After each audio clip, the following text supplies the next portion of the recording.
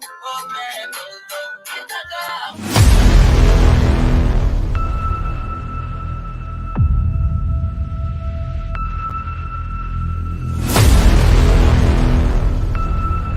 everyone has a different story to tell. Shell, which says it's losing it. The Tampa market. Starting to rise. Country in Northeast Africa, precisely on the Horn of Africa. But the local farmers.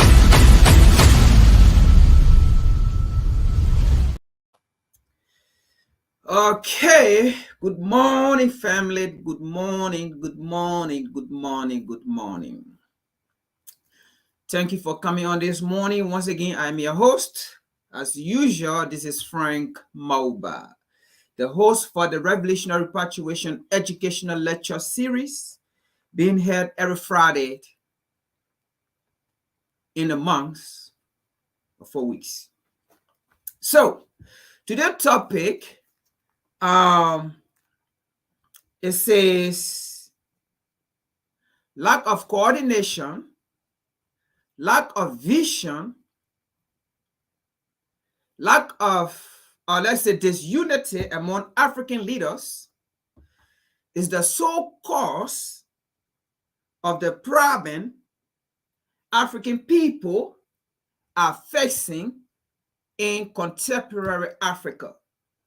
Now, whether on the African continent or whether in a diaspora, okay, the problem of African people in the 21st century is because of the lack of coordination, the lack of communication, the lack of vision of our leaders, the lack of, no unity among African leaders is the cause of our demise of the 21st century. Because African leaders are not united, African leaders have no visions, African leaders want to be divided, is the cause of African people, whether in the diaspora or whether in Africa or on the African continent. African leaders are not reading, they are not looking, they are not searching, they are not seeing. They are not seeing how the world is being run today. They are not looking how other nations, how other continents, how other races are uniting for the common good of themselves. So the problem African peoples are facing is because of the people we have in power who lack knowledge, who lack vision, and who are not coordinating, who are not communicating among one another. But they prefer communicating with outsiders. They prefer communicating with the enemies instead of them communicating with themselves. That's the problem of contemporary Africa. We fail to communicate with one another, and not just that, but we fail to believe each other. That's the problem. Thank you, folks. Before we get into it, that's just a prelude of what we usually do.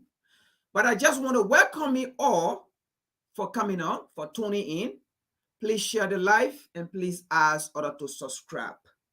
This is the time for African people, home and abroad, to wake up. The fight is real. It's not a joke. It's real. We need to take matter into our own hands. It's real. It's not a joke. It's not a fun. It's real. So thank you for coming on. Share the live. And before I start, I just want to say thank you to all those who've been sending in their donation, their contribution, being part of our Patreon. As we have been saying, this channel is a new channel. We just transitioned from the old channel here, so there's no way that you donate to YouTube. So hold on, folks, hold on 1 minute.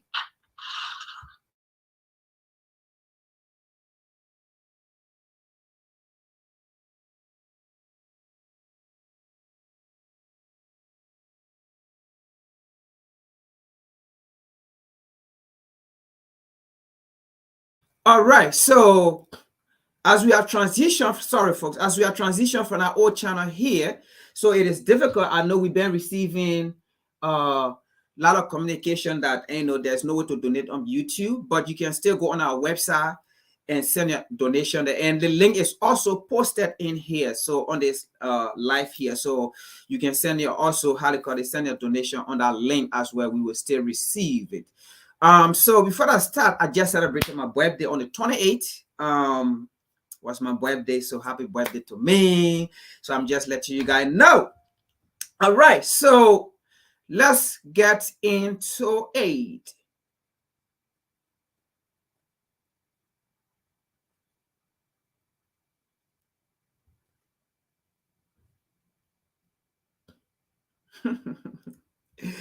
All right, Tuesday. Let me see.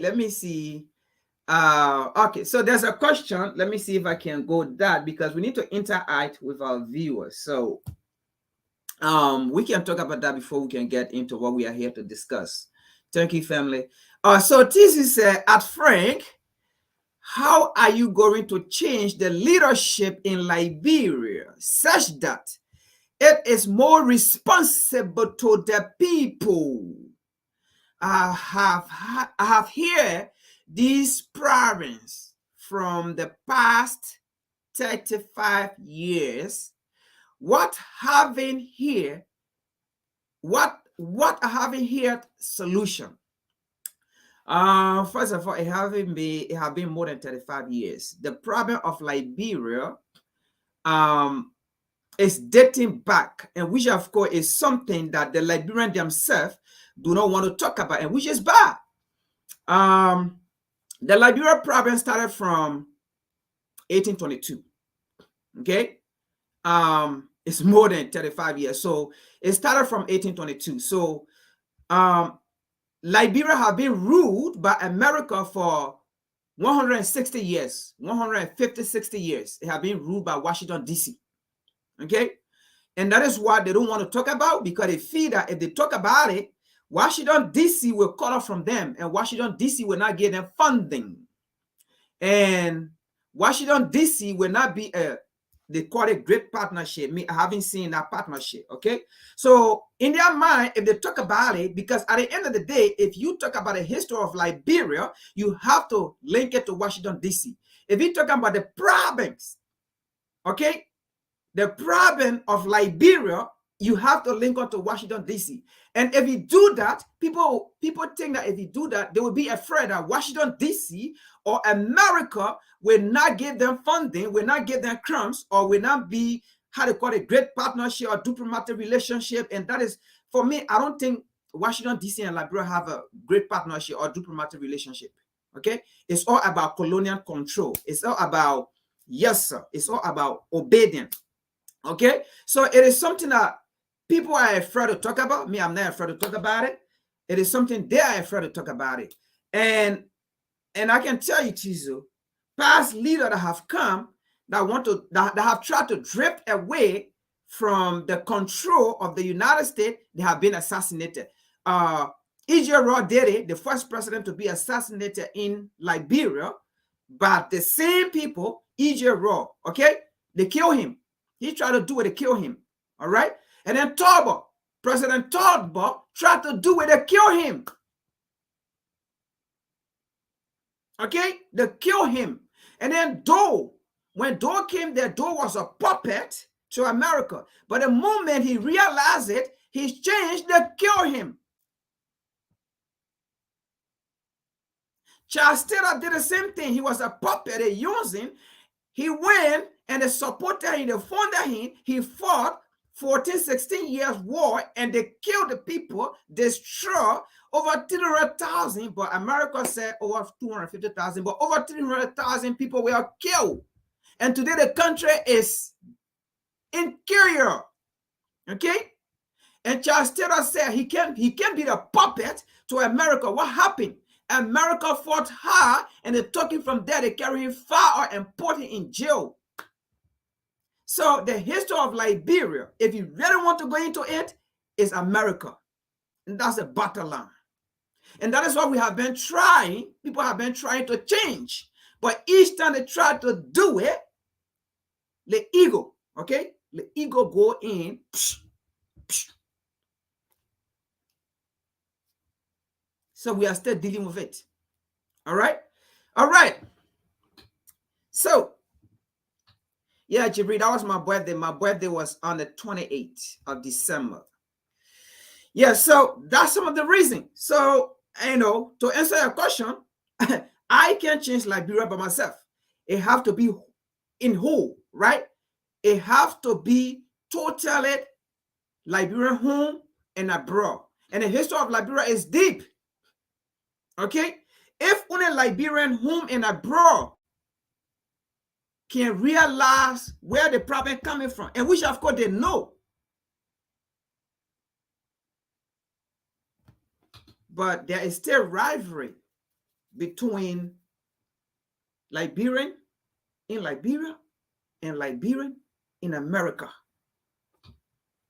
So I can't change it by myself. It have to be everybody. That's the problem. Now, let's get into it. All right.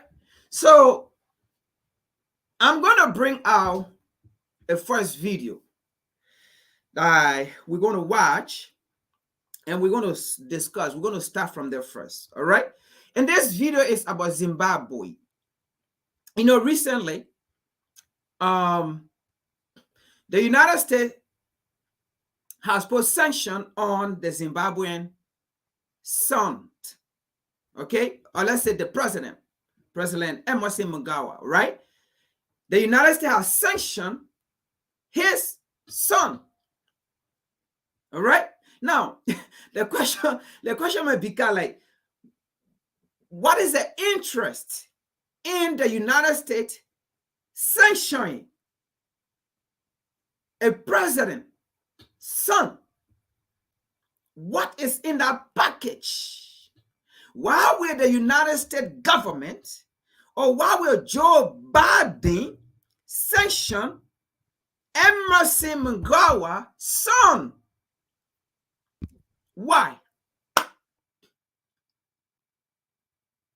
What is the reason that his son was sanctioned? Because that is what's happening now. The United States is going around the continent and sanctioning individuals. Okay?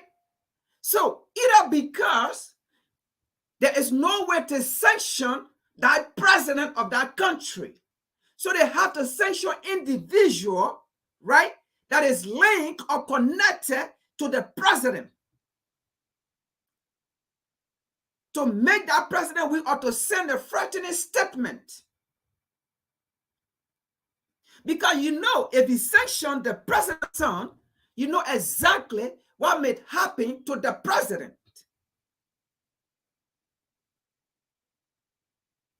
So what interest the United States, or what problem his son have with the United States that the United States have to sanction him? So folks, we are not looking on the surface. We are looking deeper, beyond. And that's what we are doing.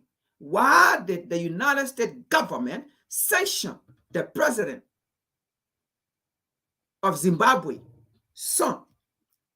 Now, before we get into it, let me just say this. Why in the first place sanction is still on Zimbabwe? Why in the first place the United States government still has sanction on Zimbabwe? I thought they said Robert Mugabe was the problem. I thought most Africans believe that Robert Mugabe was the problem. I thought black people believed that Robert Mugabe was the problem to Zimbabwe. But Robert Mugabe is dead, long and gone. Why the United States or the UK, why are they still holding sanctions against Zimbabwe? If Robert Mugabe was the problem. That is the hypocrisy of the United States and UK. And this is why African leaders are getting it wrong. They are not coordinating information among themselves. There is this unity among African leaders. That is the reason. That is the problem. They lack visions. African leaders fail to recognize where the problem of Africa is, where it lies.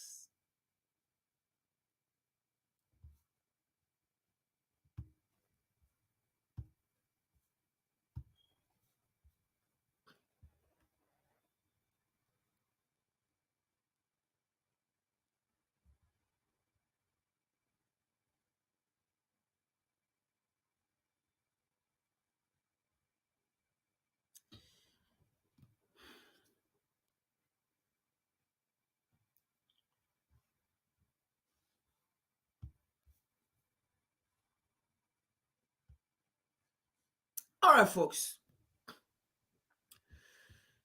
I want to start with this video of Zimbabwe. And what I'm going to talk about today, everything going to involve around power. P-O-W-E-R. 5 letters. 5 letters. Power. Power is what is my theme today. My theme today is power. African leaders do not understand what power is. African leaders do not understand what power is. And that is what is affecting African people, whether home or whether abroad. Power.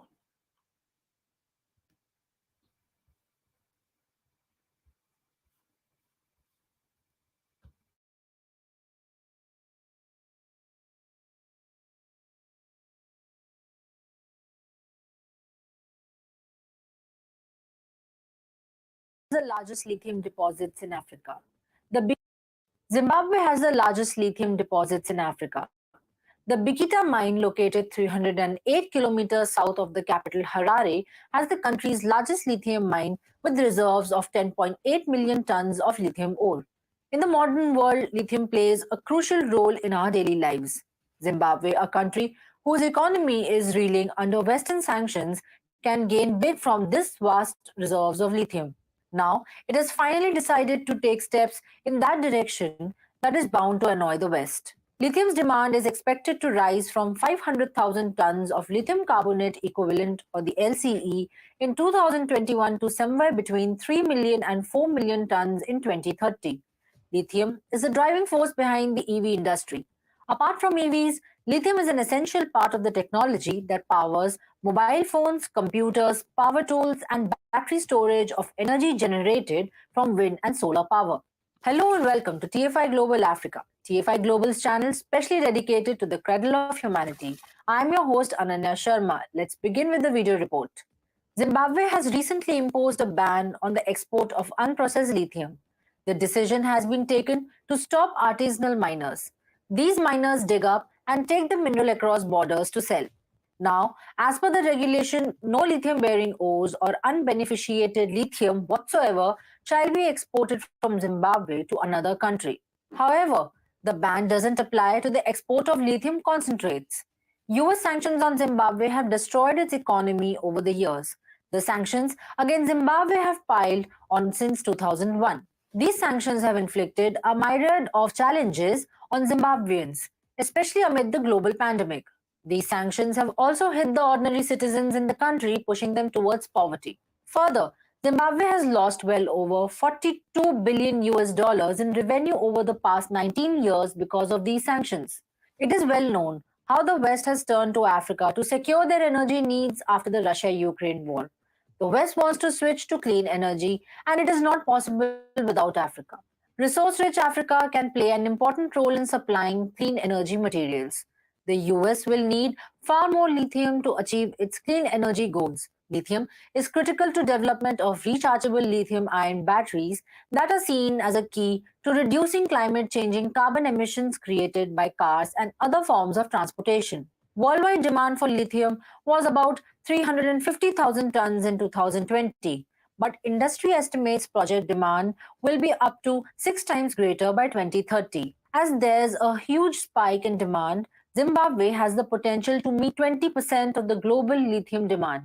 However, gone are the days when Africa exported raw materials and imported finished goods, which denies the continent to gain any substantial economic benefits which can actually contribute to its growth. Now, Africa has become more assertive and self-confident and is taking measures to secure its own national interests. Zimbabwe banning export of raw lithium is another instance. With this, Zimbabwe is sending a message to the West for manufacturing batteries in the continent itself. It has now realized that it can cash on the potential of Africa instead of just selling the ore to the West's crony capitalist companies. The deputy mining minister of the country said, "We want to see lithium batteries being developed in the country. We have done this in good faith for the growth of industry," as reported by Quartz.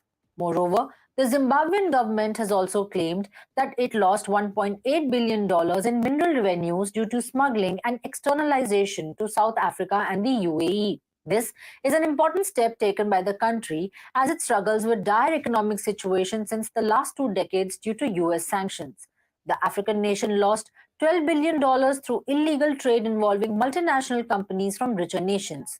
For a better perspective, these funds were more than enough to clear Harare's foreign debt of $13.7 billion. It is known how Western companies have been involved in corruption and have exploited Africa's lithium mines. Zimbabwe holds the biggest lithium reserves in Africa and the fifth biggest in the world. This export ban is designed to change the incentives for processing firms to relocate or add value to the source market so that resource-rich nations can make more of the value added. For example, the manufacturing of electric batteries. This will also create jobs for local indigenous Zimbabweans, which will help its ailing economy in a significant way. In conclusion, it can be said that Zimbabwe has shown the way how Africa now can take decisions for securing its national interests by not letting the West to exploit its vast natural resources. The country is aiming big despite crippling US sanctions, and now it has had enough and decided to pay the West back in the same coin.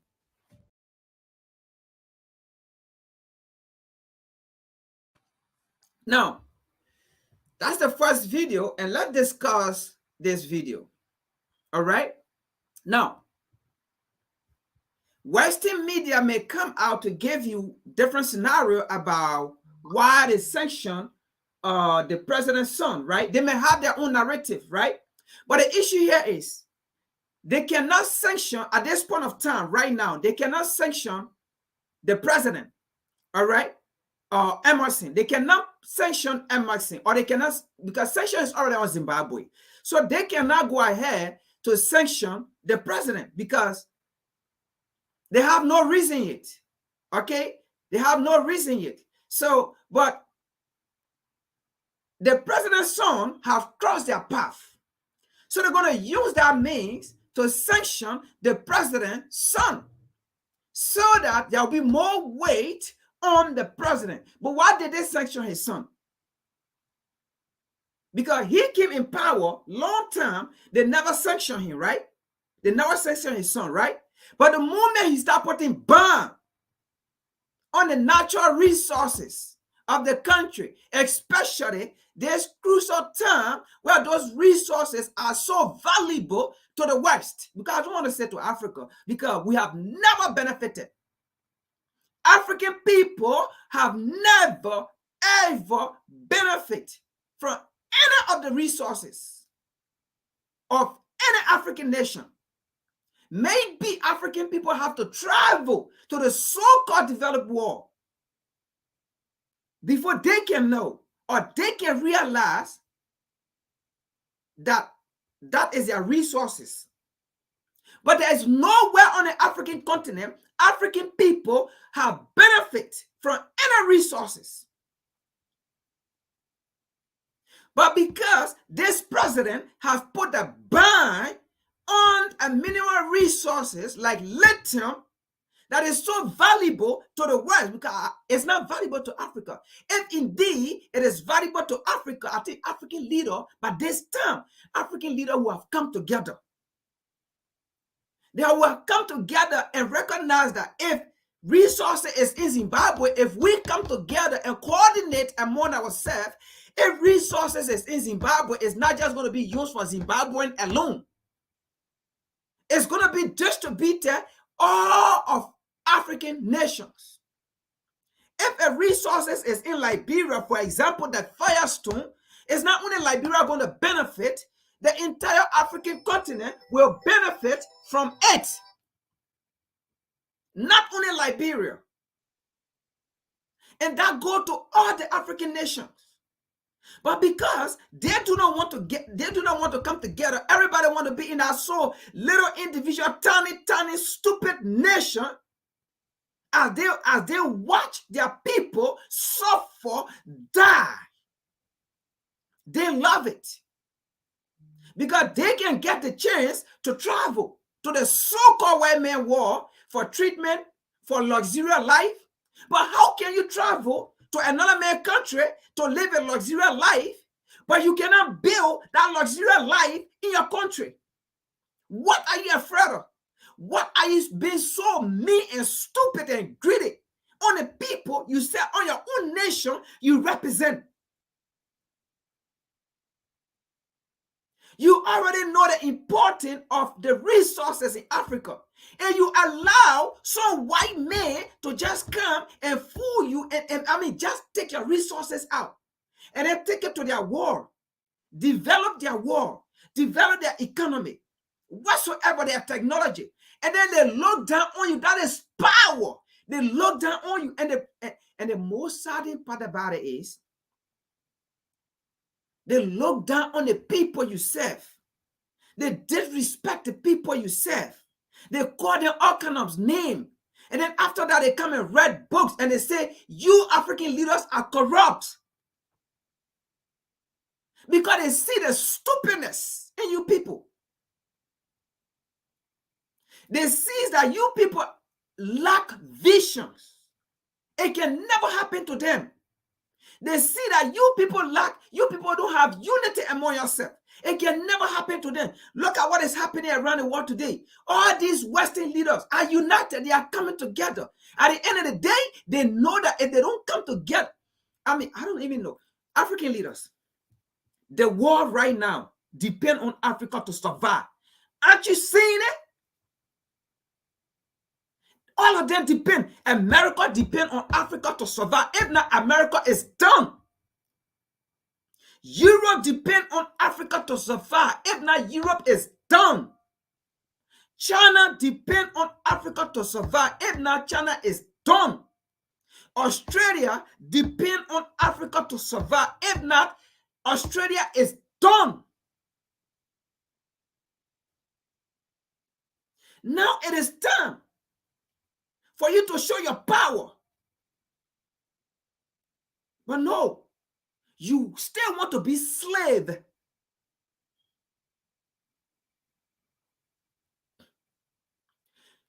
Under no circumstances, the United States should any sanction an African nation, and then y'all still run to America for direction. How can America sanction African nations, and then African leaders still run to America?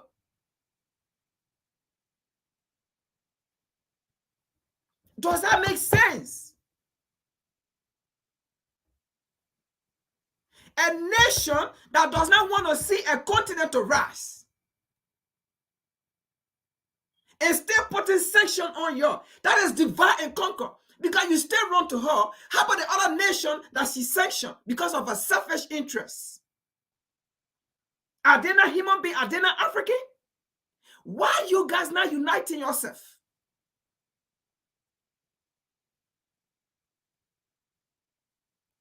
Complete madness among African leaders.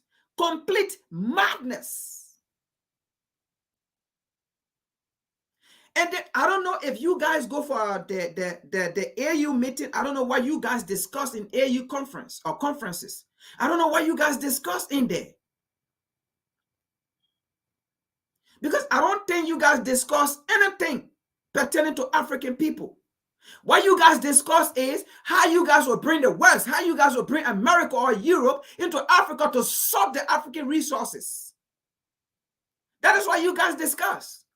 You guys discuss division. You guys don't discuss unity among yourself. You guys don't discuss the African problem. What you guys discuss is how you guys will get to America and UK with the African problems. And they continue to tell you people, we cannot solve Africa problem. What we want is our own problem to be solved.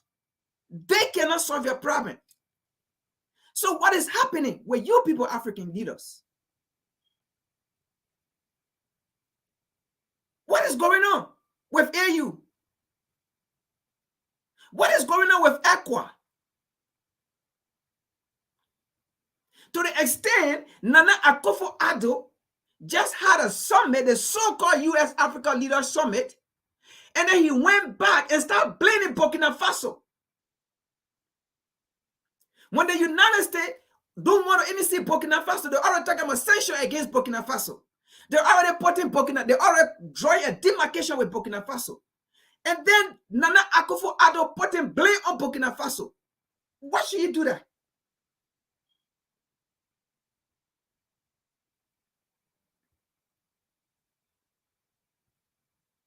African leadership, honestly, is not about them. Any decision they make right now is not. It's going to affect the next generation to come. It's not about them. A decision the United States is making right now is not about the United States. It's about the next generation that will come and still see a beautiful United States.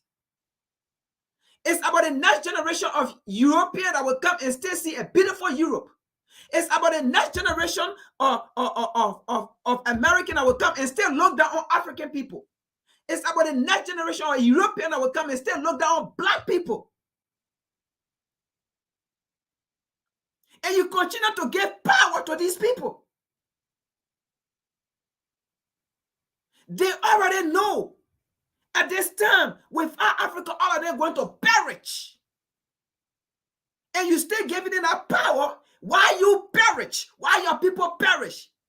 Isn't this is the time to wake up?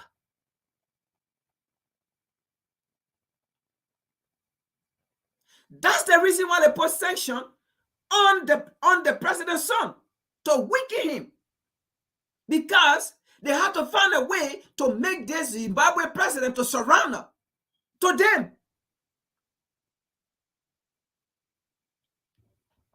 They have to find a way to make him surrender. What does that mean? They do not want, the United States does not want for Africa to rise, for Africa to be self-dependent, for Africa to benefit from our own resources. And that's the point. Because Burkina Faso did the same thing. When they decided to take the resources or the mine from foreigner to make it state-owned, America stopped them from coming to the U.S., the so-called U.S. Africa Leadership Summit. And then they said because it was a coup. What is so important if not freedom? What is so important if not peace? But you invited somebody from Togo, people who have served over 50 years in power, a dictator, you invited them. You invited people that are Pombia then, or the Cameroonian president, you invited them. But people who seek power, who seek freedom, you tell them no. People who try to take their resources to make it state-owned, taking it from foreign company or corporation, you said no. They are bad people. They are not in your interest. What is more important than to be free? than to have peace of mind, than to have your belonging. What is so important in that? At this point of time, no African nation is supposed to go against another African nation. No African leader is supposed to go against another African leaders.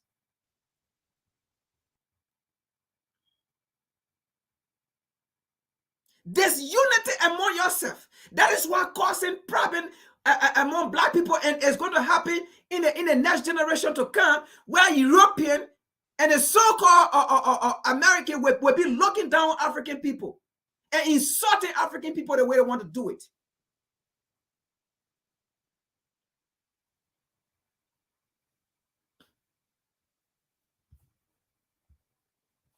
Tizu, my focus is not just on one nation. My focus is on Africa. This is exactly what's happening. Because if you want to put your energy on just one nation, that is divide and conquer, then we stay carrying on that colonial mentality. We are talking about holistically. We are talking about Africa. And that's the same thing we're discussing here. Because individual presidents see themselves just focusing on individual nations. My problem is not just Liberia. My problem is the African problem. Because what happened in Liberia is just what happened in Ghana. It's what happened in Nigeria. It's what happening in Burkina Faso. It's what happening in Zimbabwe, South Africa, or Senegal, or Benin. It's the same thing happening there. So even if I go to solve Liberia problem, Africa problem is not solved. Because at the end of the day, they're going to use the same people to come. So this is not an individual battle or to just focus because I'm from Liberia, so I'm focused on Liberia. That is same colonial mentality. Then we are still looking at colonial bullets. And then we say we're free.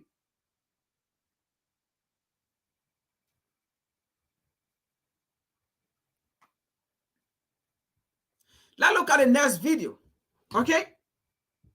So we are still giving power to the people who look down on black people. And what that do is that it go down to even the layman who is not even in power. The black man who is not even in power, just trying to find his or her daily bread, or trying to find a living, to live. They look down on them, they treat them, and that is what happened even in Africa or in the diaspora whatsoever. Because that power dynamic, they see it as the superior, and they still see black people as inferior. It happening everywhere. It's based on that power dynamic because we continue to give power to the people. What do I mean by that? Let's watch this video here. So African leader, what you do, it affects everybody, whether home and abroad. It affects everybody. It make us look stupid, they look down, or they treat us because of the decision you guys made or you guys make on a daily basis, which is wrong.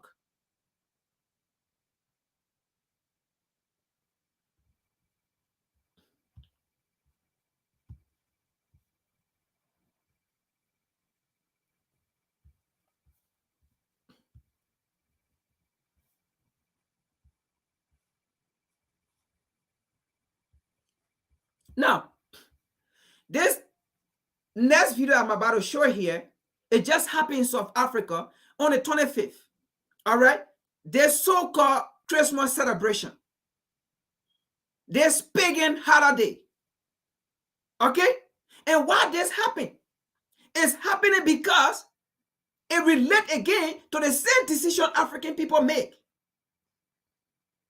They don't realize that for every decision they make, it's affecting even the least black man who just want to live his or her life.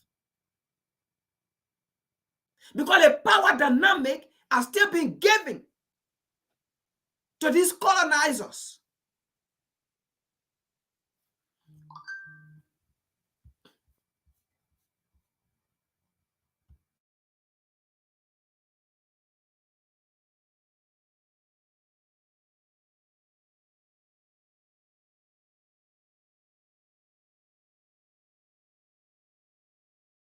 Black teenagers ages 18 and 13 attacked in a South African resort pool.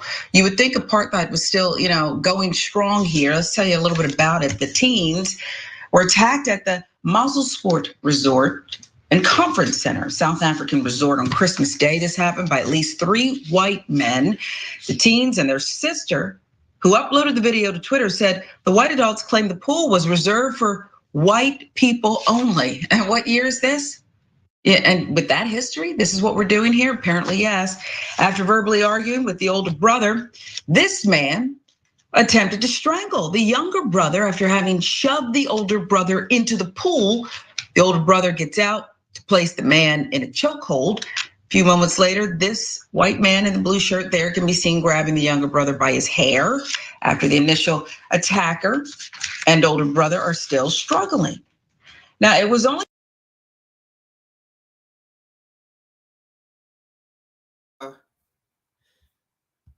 let me respond to Tizu. Tizu, my home is not Liberia. My home is Africa. And this is where we keep mixing the point. My home is not Liberia. My home is Africa. I am not Liberian. I am African. If somebody live from Pennsylvania here, or if somebody is discussing something about America, they're not going to say, I'm a Pennsylvanian. They're going to say, I'm American. I am not Liberian. I am African. Liberian is a colonial term. Ghanaian is a colonial term. Nigerian is a colonial term. Senegalese is a colonial term. Zimbabwe is a colonial term. South African is a colonial term. Maybe you're not getting it, man. But I'm sorry, I am not Liberian. Period.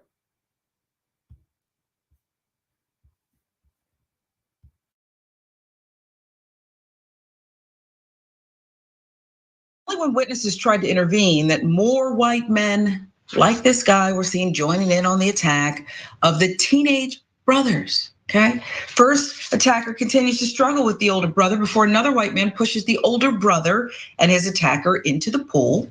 Once the attacker and the brother are in the pool, the attacker chokeholds the older brother and appears to be holding his face underwater. Strangle.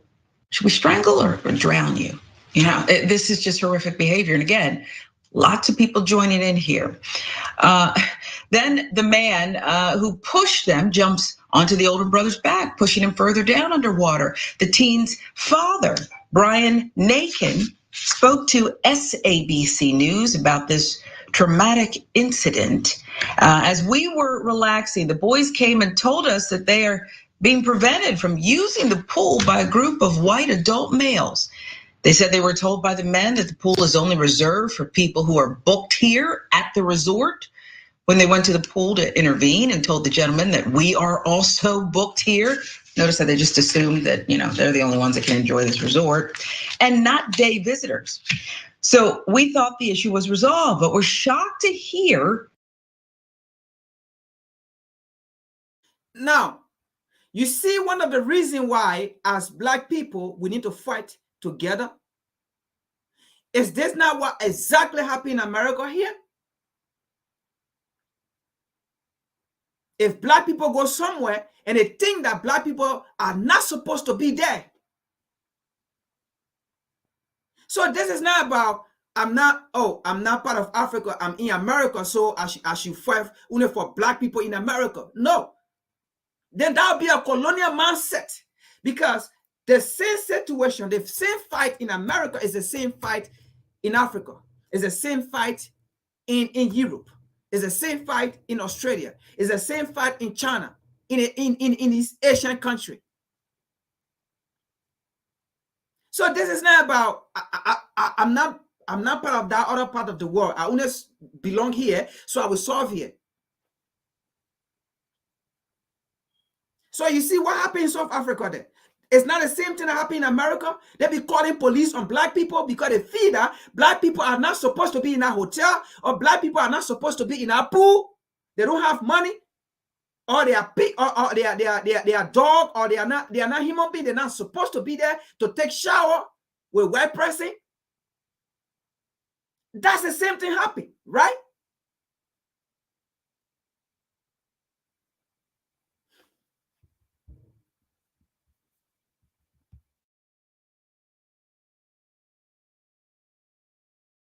That they were attacked after we left. A police spokesperson said the suspects were apprehended after a thorough investigation. After an additional charge was added, the investigating team worked around the clock to detect the suspects. We can confirm that there are 3 suspects arrested today. The first 2 who were arrested are from Bothaville and Brandfort, respectively. 33-year-old Johan Nell and 47-year-old Jan Stefanas Vander Wasson. That from the police. The 2 appeared in court on charges of assault, common and criminal injury. The matter was postponed until the 25th of January while being released on warning. Now, the third suspect we've learned from Blondal in Bloemfontein was arrested just after 12, will be charged with attempted murder, upgraded charges there. He'll remain in custody and is expected to appear in court on Thursday.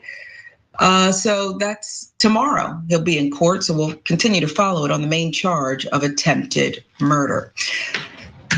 The president, Cyril Ramaphosa, says racism has no place in South Africa and racists must expect harsh consequences here. The president has commented this. Let me address something before we move further.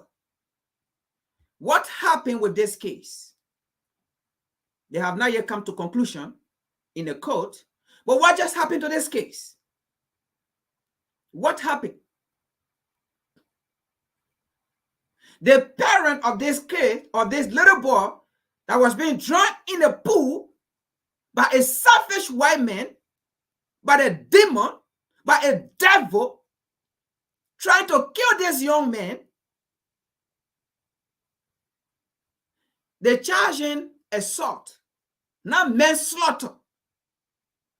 Because that was a weapon, a river, a pool is a weapon. Because you put this man in there, in that water, he's not breathing, and you suffocate him under there, and you put him down, you hold him down, he's dying. And you charge him assault, not manslaughter. Is that a coincidence? And that's the same thing happen with black people around the world.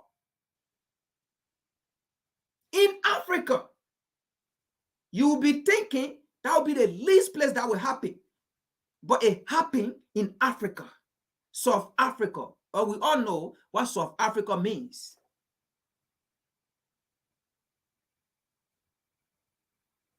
But they gave him what? Assault.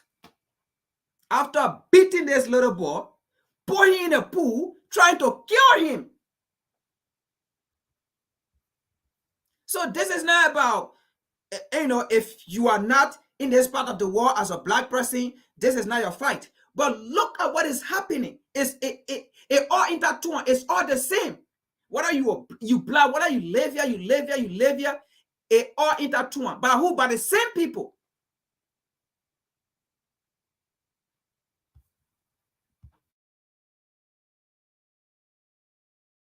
South African Police Service, he's commended them for opening dockets, launching investigations into this incident. He told Times Live, quote, "Our Constitution means exactly what it says when it declares that South Africa, and that means all of South Africa, belongs to all who live in it.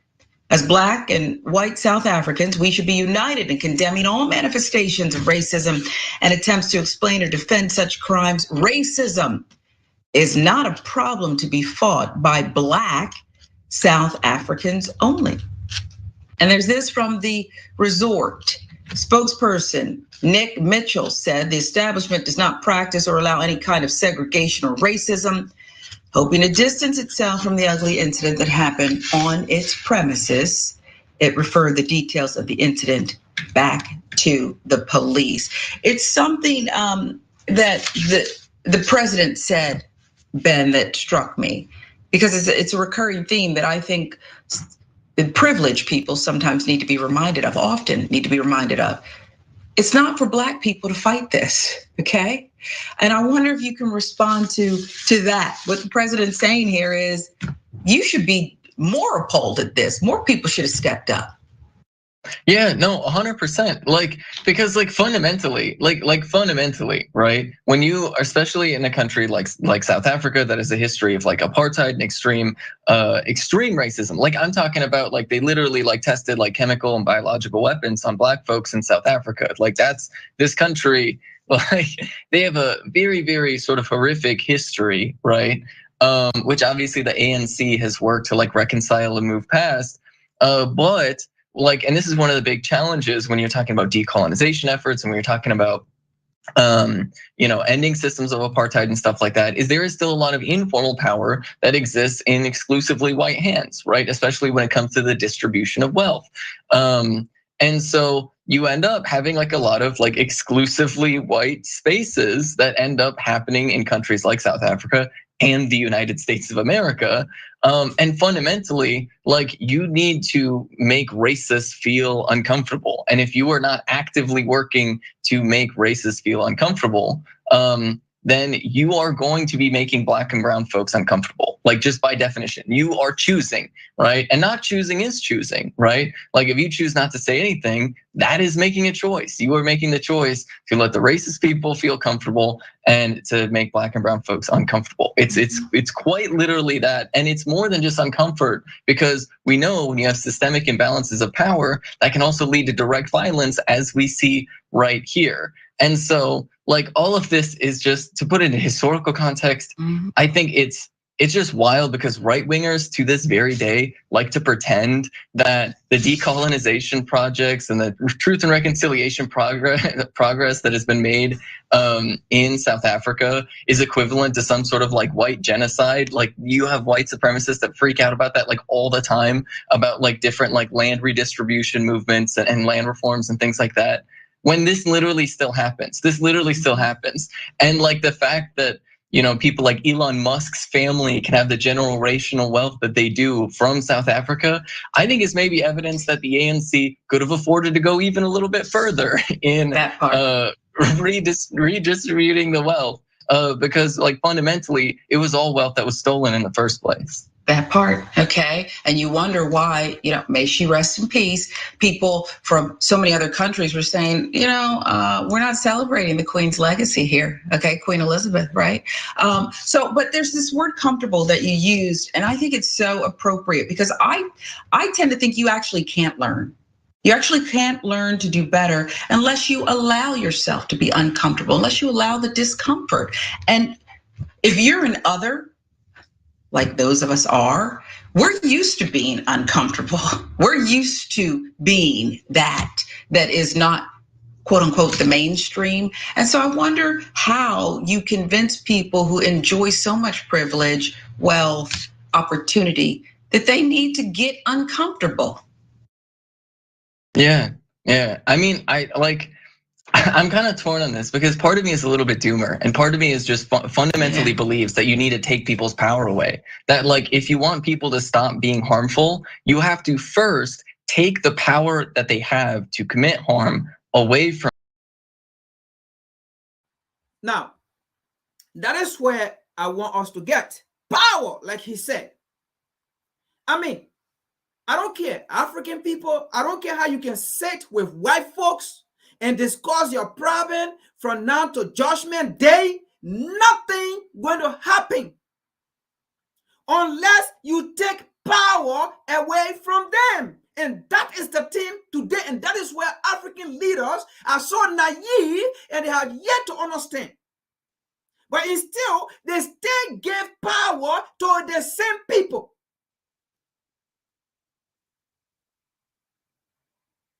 If you don't have power, what are you going to discuss? And we're going to prove this just from this same so-called US Africa Leadership Summit. You're going to see what happened in that house. African leaders standing, putting their hand between their legs, while American diplomats were sitting. African leaders standing up, signing agreement with America. And they're all standing like security guard. Nonsense. How are you going to discuss your problem with people who have power dito your problem? How are you going to do that? Because they know if you get power, that means they have relinquished the power to you. That means they have relinquished the power to you. So they will never discuss your problem with you because they do not want you to get power. And this is where African leaders fail to realize. And they fail to realize that every decision that they make is going to affect every generation that comes. And that is what happened to that pool. Telling those young folks up to now in South Africa today is still there white only. You can't take shower here. You can't be here. You don't belong here in Africa. You tell African you don't belong in Africa. That is power.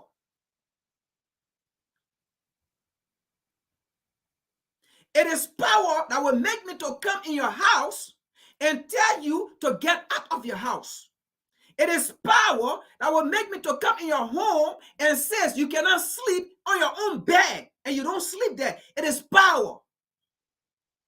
The only way you're going to sleep in your bed, if I tell you you can't sleep here, you have to have power to prove to me that you can sleep in your bed. You must have power.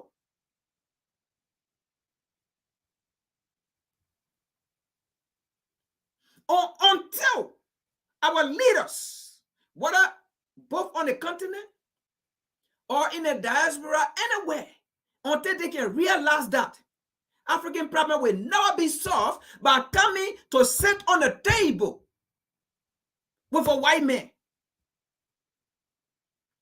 It will never happen.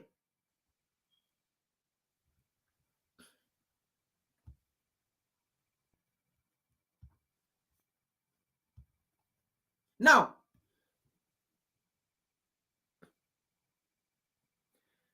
let's prove that from the so-called U.S. Africa Leadership Summit.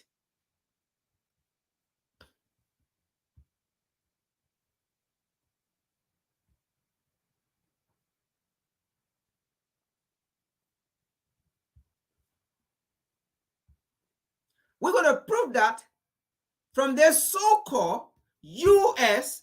Africa Leadership Summit. Look at African leaders standing. If to say they were the bodyguard, if to say they were the bodyguard to Anthony Blinken. Anthony Blinken sitting. If anyone should sit or if anyone should stand up, it should be Anthony Blinken. And if anyone should sit, it should be those African leaders. But no, the African leaders were rather standing up while Anthony Blinken was sitting down talking. And the African leaders stood up, acting as the security guy with their hands straight down like this between their legs on their private parts.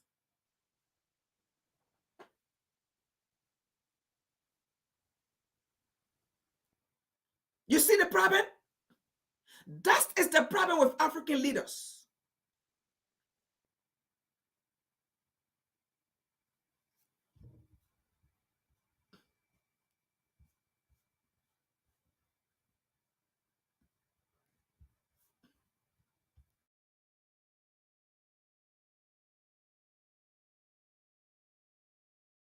So recently they had the U.S. Africa Summit, and it's a lot of things with that you ladies and gentlemen should know. I mean, if you go to our podcast channel, the Philip Scott Audio Experience, I did about 2 podcasts, about that, and you should check that out. I'm actually going to follow it up probably with something else that's very important related to that summit. But the video that we're going to show you is that there is Secretary of State Anthony Blinken and he's signing a memorandum of understanding with Zambia and DR Congo, because you know they want to push all this electric cars, but America don't have the cobalt to do anything with electric car to make these batteries. Well, who has all the cobalt? The Congo, Zambia, places like that.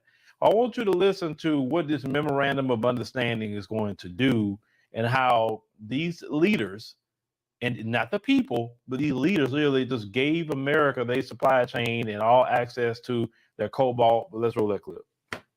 Sign or witness the signing of a memorandum of understanding in which the U.S. can support the DRC and Zambia in developing an electric vehicle value chain.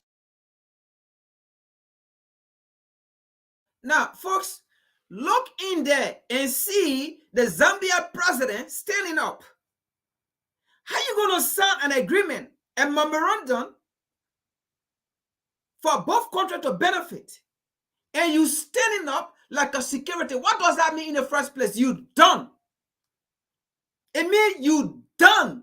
There's nothing in that package for you. I mean, it just simplified that those African leaders standing there, they did not even read that memorandum to find out what is in there. So are you going to sign a paper by standing up? That is the first sign of no welcoming for you, African leader. How you going to have a business meeting, consultation with somebody, and then while your partner is sitting discussing our business and you standing up? How am I going to have a business partnership with somebody and my partner is sitting and discussing and I'm standing up like a security guy? That just to prove that agenda. Those African leaders don't even know what is in that memorandum, but they're going to sign it. They have not even read it. That just to prove that it was never given to them. They just got in there and they told them, gentlemen, there's a memorandum between United States and Zimbabwe or DRC Congo, and agreement this, and they're going to sign it. And they did it. Am I going to do business engagement? I'm not sitting there on the table. That is an insult. Because let me tell you this. If Blinken allowed those African leaders to sit and gave those African leaders power to question them, okay? But to back break them, they have to stand. They have to feel like a slave. They have to take their manhood from them. They have to make them stand up. Make them look inferior. Make them to stand up. Make them look inferior.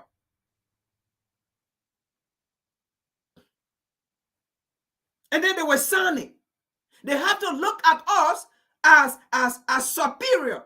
Let them stand up as we set to discuss this. You don't need me. I'm not going to go for peace talk or agreement. Then I stand up and you say it. Am I a slave to you? Am I a bodyguard? Look at African leaders standing in there. Look at our leader, our elderly men and women, our elderly people standing in there. Over there, so-called white man called Anthony Blinken.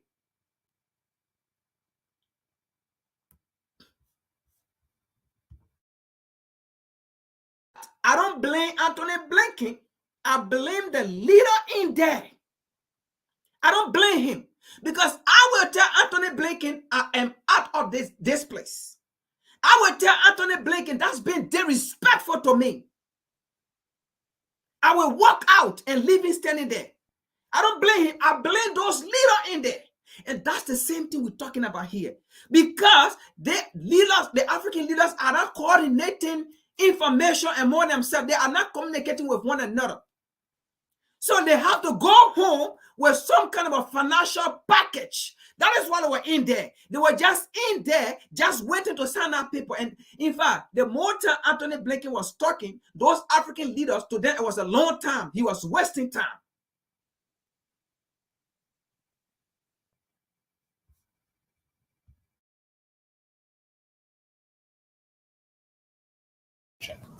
I really want to commend the DRC and Zambia, their governments, for their leadership and vision in developing an electric vehicle battery council. This is the future, and it is happening in the DRC and the Zambia. DRC produces more than 70% of the world's cobalt. Zambia is the sixth largest copper producer, the second largest cobalt producer in Africa. Global demand for critical minerals is going to skyrocket over the next decades.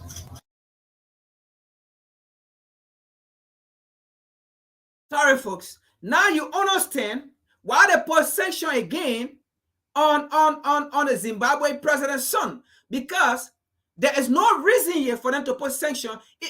Even they could have put sanction on the president, on the Zimbabwe president, but they have not found that yet.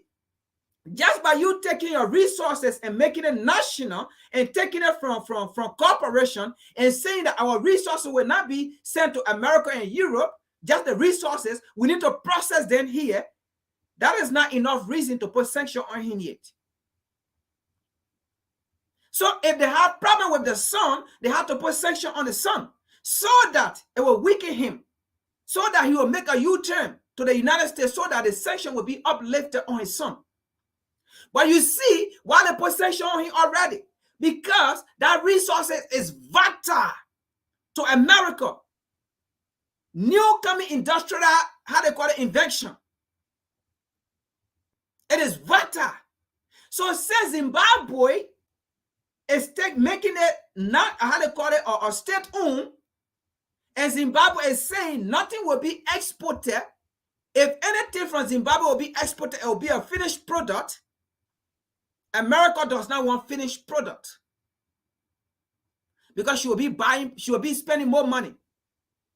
And also due to that, America will be losing jobs. So they need a raw material to come to America to provide more job. And then where the raw material is coming from, no job there, and the people suffer and die. The people go with unemployment. And that is what our African leaders fail to realize. No vision.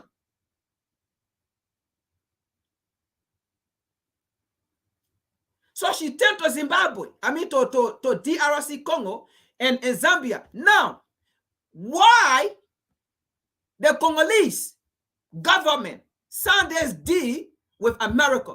We're going to get into it. This is WCC. The plan to develop an electric battery supply chain opens the door for U.S. and like-minded investment to keep more value added in Africa. Electric vehicles help reduce carbon emissions. They support the global response to the climate crisis. This memorandum of understanding that we're about to sign signals the support by the U.S. government for what is a very important project between the two countries. Different government agencies, USAID, Commerce, the Trade and Development Agency, are exploring technical assistance for the EV supply chain. Our Exim Bank, the Development Finance Corporation, will be exploring financing and support mechanisms for investment in African electric vehicle value chains. Now, folks, look right there. That is the Zambia president standing right there. The so-called Zambia president standing with his hand down, coming between his legs. That's the Zambia president standing right there, like a slave. How you going to sign an agreement and you standing? You're not on a table. In fact, that memorandum is supposed to be in your hand while Blinken is talking. You taking out even that time to flip pages to see, maybe in that time you will see something that is bad, and it will make you not to sign that memorandum. It will make you not to sign that paper. You should have been sitting on the table while Blinken is talking. You use that time, you flipping pages and going through doing some readings and see what your eyes can catch. But look, he's standing. That's Zambia president. He's standing right there, folks.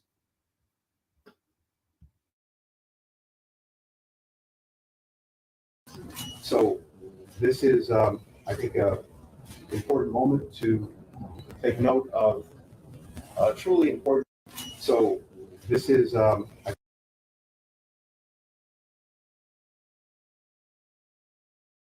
look right here. All right. These are African leaders not sitting on the table, but they are in a room. What? Oh, man, come. Look, right here, African leaders, sitting here, not sitting on the table with blinking, because they are inferiors. They are not supposed to sit on the same table with their superior.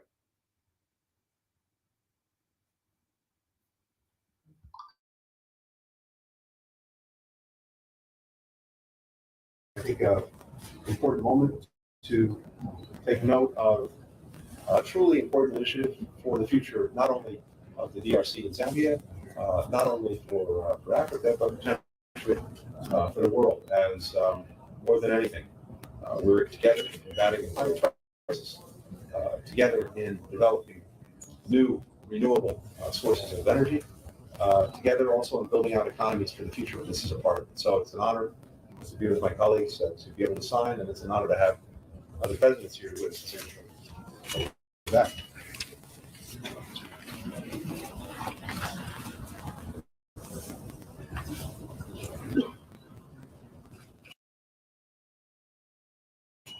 Now, those leaders to sit up there and signed away the prosperity and the future of Zambian people and in the DR Congo. They chose to do that. Let me tell you something. It don't matter what, any country tell you, it's still your choice what you want to do. And just like I say in Black America, we got a section in our community that's no earthly good that we need to separate ourselves from, and even on the continent as well. You have people that's no earthly good. You have leaders who is sitting up here and giving away, your resources. What is that about? The people in Zambia, the people in DR Congo, they didn't go to them and say, hey, let me ask them a question about this. Let's have an election. Are they cool with this? They always talk about democracy all day. That's not democracy. I always tell y'all, when you let a leader to sign away your rights, sign away anything, how is that democracy? Democracy is like everybody voting on something. But this was utterly sick and sad to watch this, because the Western world does not have no resources to push no electric car agenda. They don't have it. Hell, they don't even have the charging station set up. So how you gonna be pushing electric cars? I don't want nothing to do with your electric cars. Nothing to do with it. You got this big winter storm, Arctic blast coming, and anybody that knows about batteries, even regular car batteries, right? If your battery is not right, what happens? The cold weather. You've already put a parlay on this game with the life parlay you placed to make it here. You bet you messes your stuff up. It can't. Extreme heat, like a place like down here in Houston, you can have extreme heat, and now because of what happened with the weather, things have changed. Then you have extreme cold that's happening. Things that used to happen, a long time ago. Because usually our low temperatures maybe in the 50s, 40s, 50s. But now you're getting way down, under the 20s at times. But they signed away the wealth and prosperity of the people of those countries. This is why my message is always to Gen X, to millennials, and Gen Z. I've said that's my focus completely. I love all my people, of course, but my main focus of who I'm trying to reach is those generations. Why? Because those generations, I can kind of help, show some things and they can change.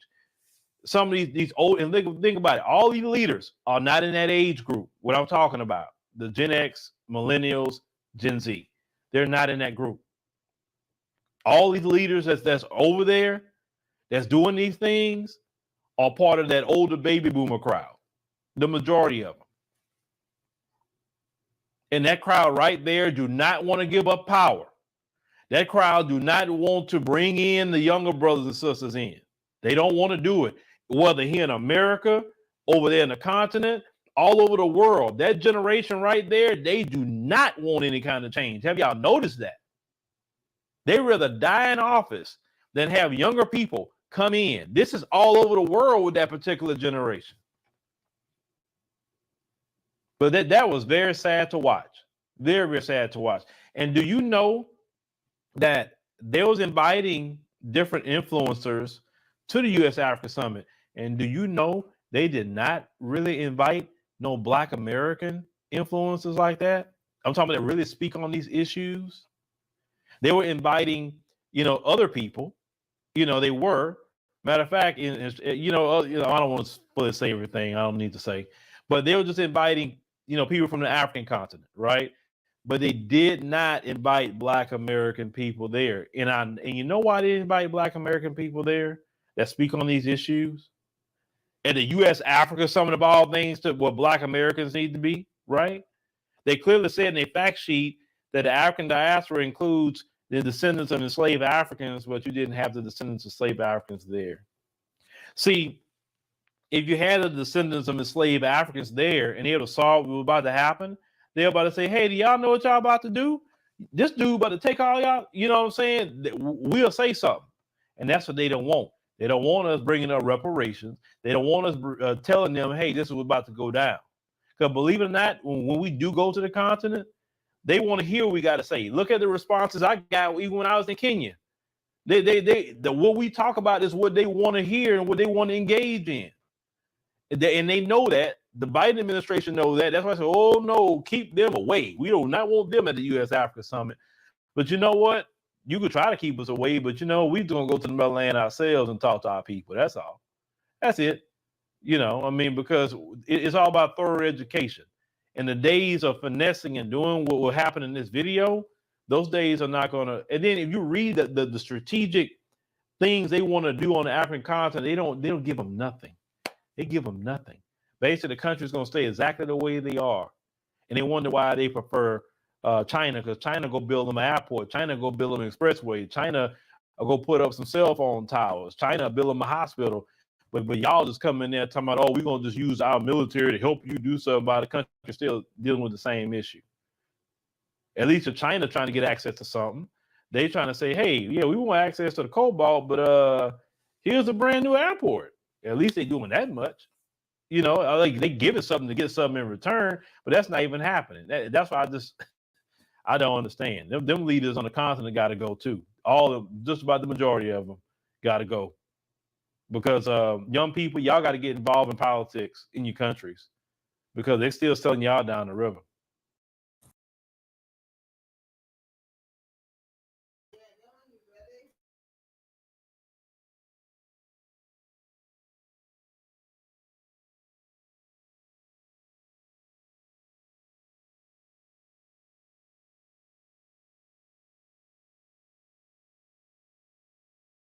All right. Sorry, there was a noise.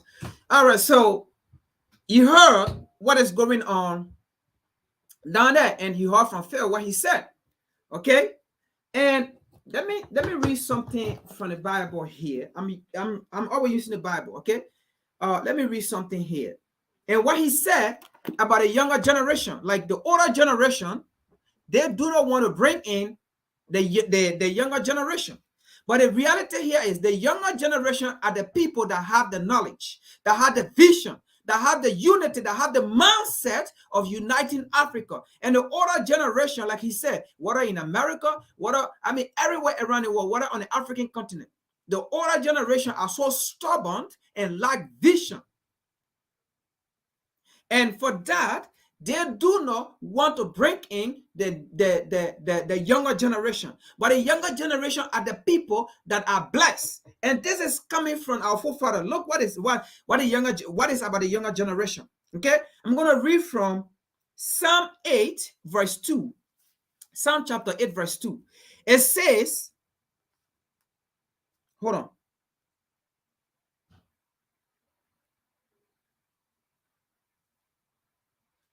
It says, out of the mouth of babes, B-A-B-E-S, babes, right? I mean baby. Out of the mouth of baby and suckling, baby who still suck their finger, their tongue, and whatsoever, right? Now, hast thou ordained strength because of thou enemies? Okay? Because of thou enemies. And in this context, who are our enemies? The European, the colonizer, the oppressor, the imperialists, okay, the enslaver are our enemies. Okay, they are our enemies, and because of their enemies, that thou mightest still the enemies and the avengers. Because the Lord gave us wisdom. The Lord gave us strength. The Lord gave us power. The Lord gave us vision. And the Lord don't give it to these older folks, because these older folks, they don't care. They still repeat the same thing that happened. They still repeating it. And that is why you saw in our video. Let's continue here. They'll always say that, especially in the African community, they'll always talk about the you people are the next leader. You people are the next people. But they never train the next leader. How will you tell us we are the next leader? You don't treat us. You don't train us. You don't lead a way for us. You don't show the way to us. You want to lead in power and die. You want to be in power and be 90 and be 100. To the extent you can't. Look at the Sudanese president. He peed on himself. The Sudanese. They went for a conference or some meeting. He peed. He was standing and he peed on himself. How can that be? How can a leader pee on himself? In a gathering, and they're standing and he pee. That's what we're talking about here. Why are you still holding on to power? To the extent you get any function, you get anything right, standing and pee on yourself in public.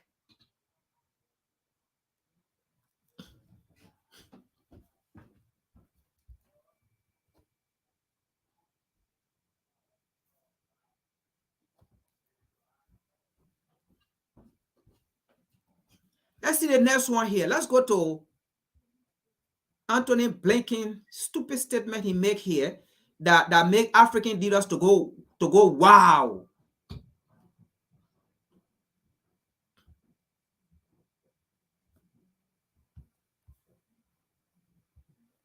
Now, I'm not going to read the whole thing because we already saw from that video, it's almost the same thing in here, okay? But there is something I want to address here.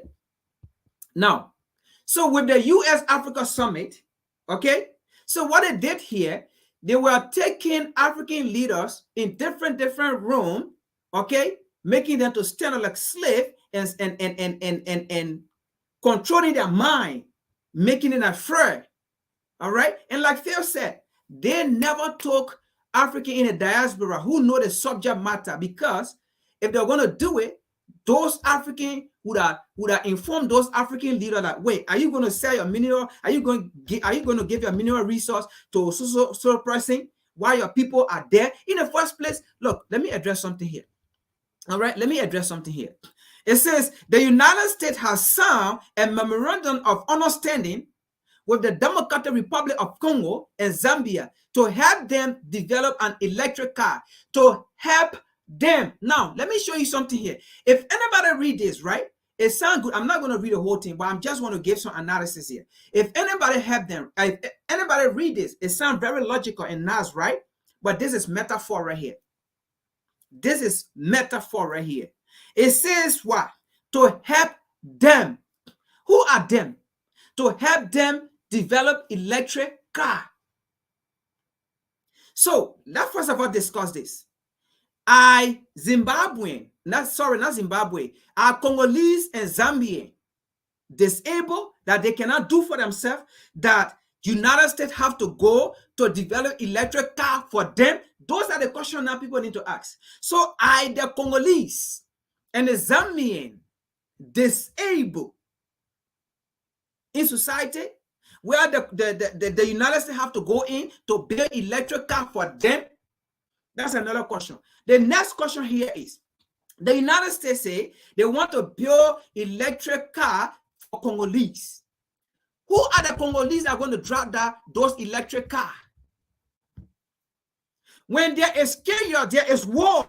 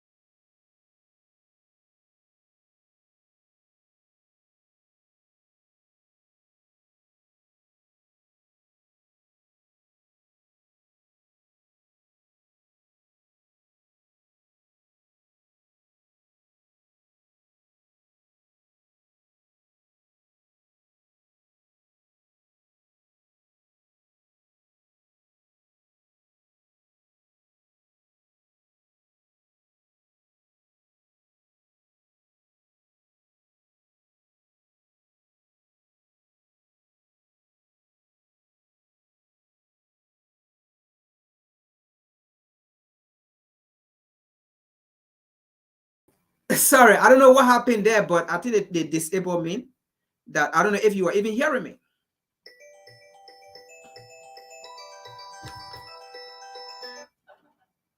Hello. Yeah, I mean, I don't even know what it went there. I think they try to mess me up. I don't know.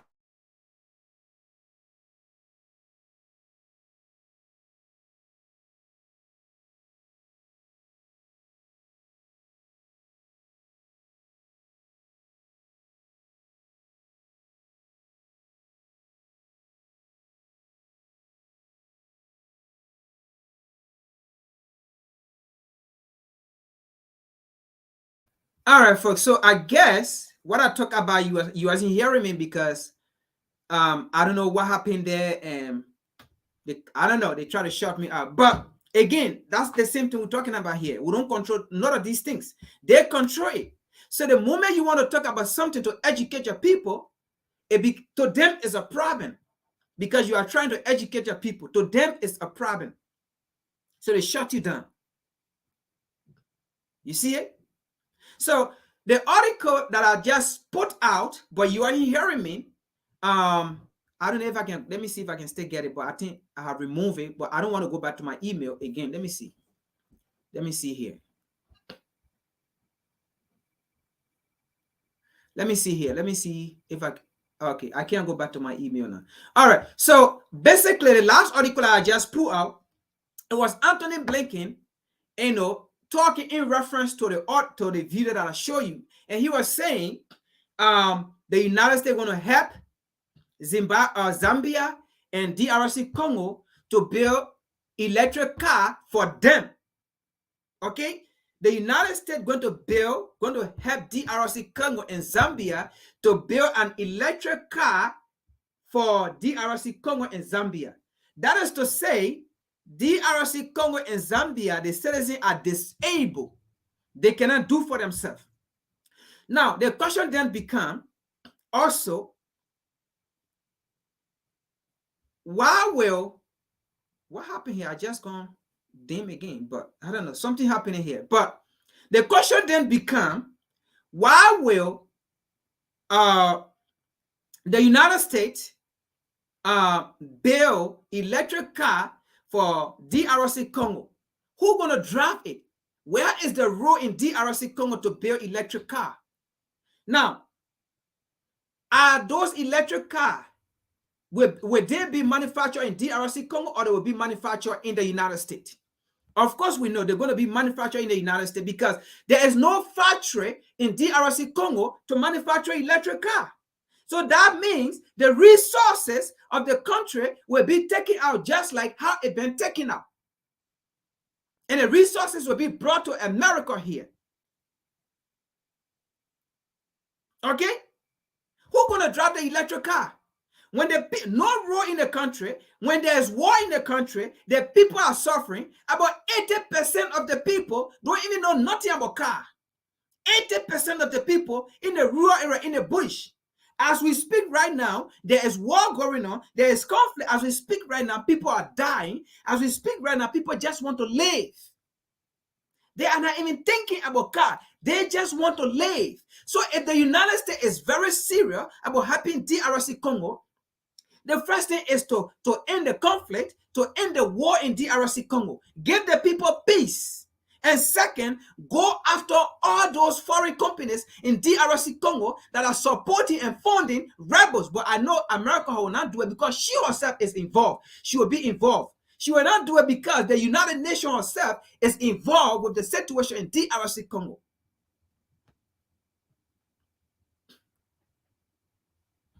So that's how, so that is why in that memorandum, and those African leaders sat down there, they don't even read it because they made them to stand up. So it is not about helping DRC Congo produce electric car. There is war in the country. Those citizens are not even thinking about electric car. They are thinking about how they can live today and survive tomorrow.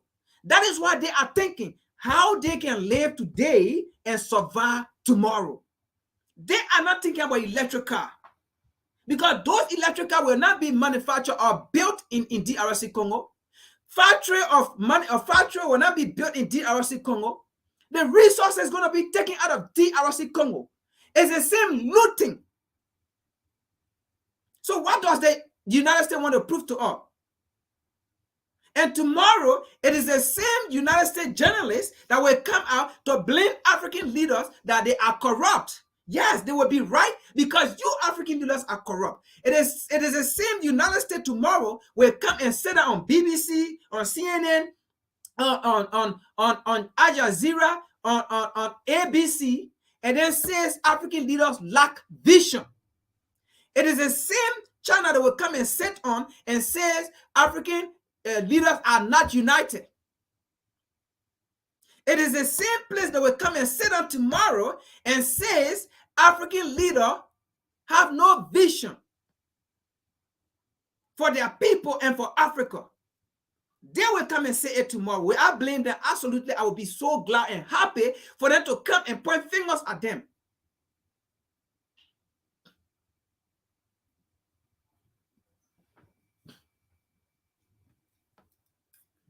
Let's get to the next era. Now, why DRC Congo signed an agreement with the United States? This is where we're coming now. This is where now we're getting to the bottom line. Why DRC Congo signed an agreement with the United States? Why all of a sudden the United States are pointing finger at Paul Kagame by saying Paul Kagame is supporting the M23 rebel, when the United States herself is the supporter of the M23 rebel, when the United States herself is the person that trained Paul Kagame and Yoweri Museveni, the Uganda president, to go in DRC Congo. Why is it today the United States is now pointing finger at Paul Kagame? Folks, last week I told you, if we have had doubt about Paul Kagame and want to take Paul Kagame, right, to be responsible for the crime committed in Uganda, this is not, in DRC Congo, this is not the time. Because if we do that, it will be of no benefit to all. We will just be helping the imperialists, because the imperialists are now tired with Paul Kagame, because Paul Kagame is now vocal. Paul Kagame is no longer a horse Negro, he's now a field Negro. So this is the time that we use Paul Kagame. Then maybe after we use Paul Kagame, then now we can charge Paul Kagame for the crime he committed. But if we go against Paul Kagame right now, tomorrow we're going to come here and sit and say the reason why they went against Paul Kagame was because Paul Kagame have turned his cheek on the other side. And it will not be in our benefit. So if we do anything right now against Paul Kagame, it will be in the interest of America and the imperialists, because they actually want him out, because he's being vocal. Let's get into this. So why America is now pointing finger at Paul Kagame for supporting the M23 rebel, when she supported as well the M23 rebel? The reason is, the moment the Congolese president accused Paul Kagame of supporting the M23 rebel, America came out with a statement, the United Nations came out with a statement to say Paul Kagame is supporting the M23 rebel. And then the Congolese president will think America is doing favor for her by pointing finger at Paul Kagame, just how he is also pointing finger at Paul Kagame. He would think that the United Nations is on his side because he's pointing finger at Paul Kagame, and at the same time, the United Nations is pointing finger at Paul Kagame. So now America is on her side. But that is not the point. America is not on your side because America is on the side of the M23 rebel because America funded the M23 rebel with finance.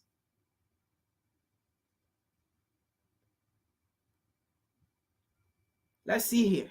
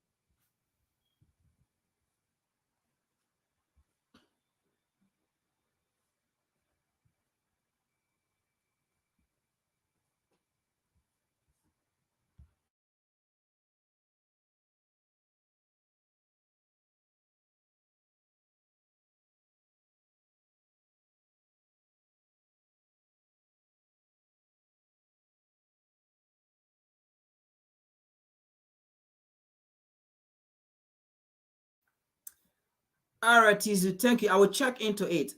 Exactly, I have not yet read those books, or I have not yet read that book, but I promise you, I will check it up.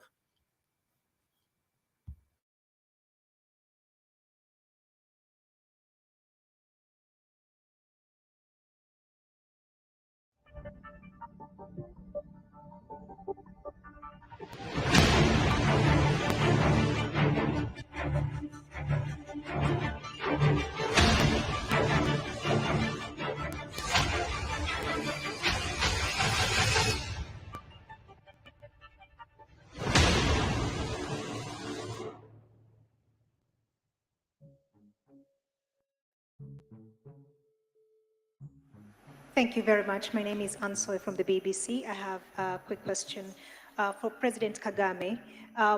As chair of the Commonwealth, I wonder what your priority will be, especially in terms of upholding the values of democracy and human rights, given that there's been a lot of scrutiny on your country and the record of your government, and critics have been pointing out the number of opposition leaders and journalists who are in prison. I wonder.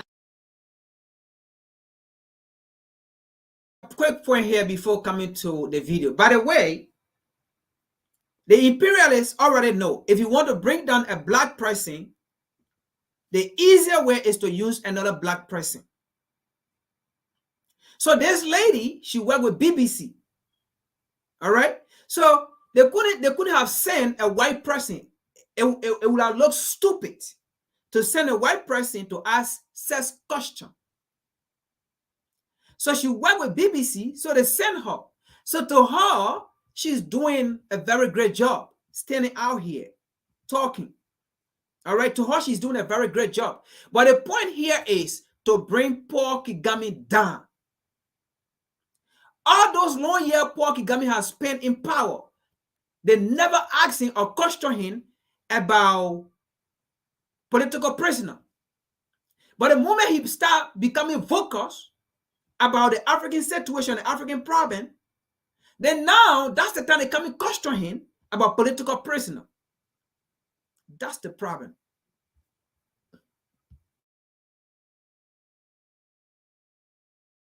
What your leadership of this organization is going to look like in the face of that. And tied to that is also the criticisms that have been directed at your government as well over the migrants deal. They have raised questions of human rights, but also questioning whether your government, by entering this deal, allows the British government to abdicate its responsibility towards refugees. I think checking of facts is a serious problem with the very institutions we should have relied on to inform the public, the general public, the world, about some of these facts.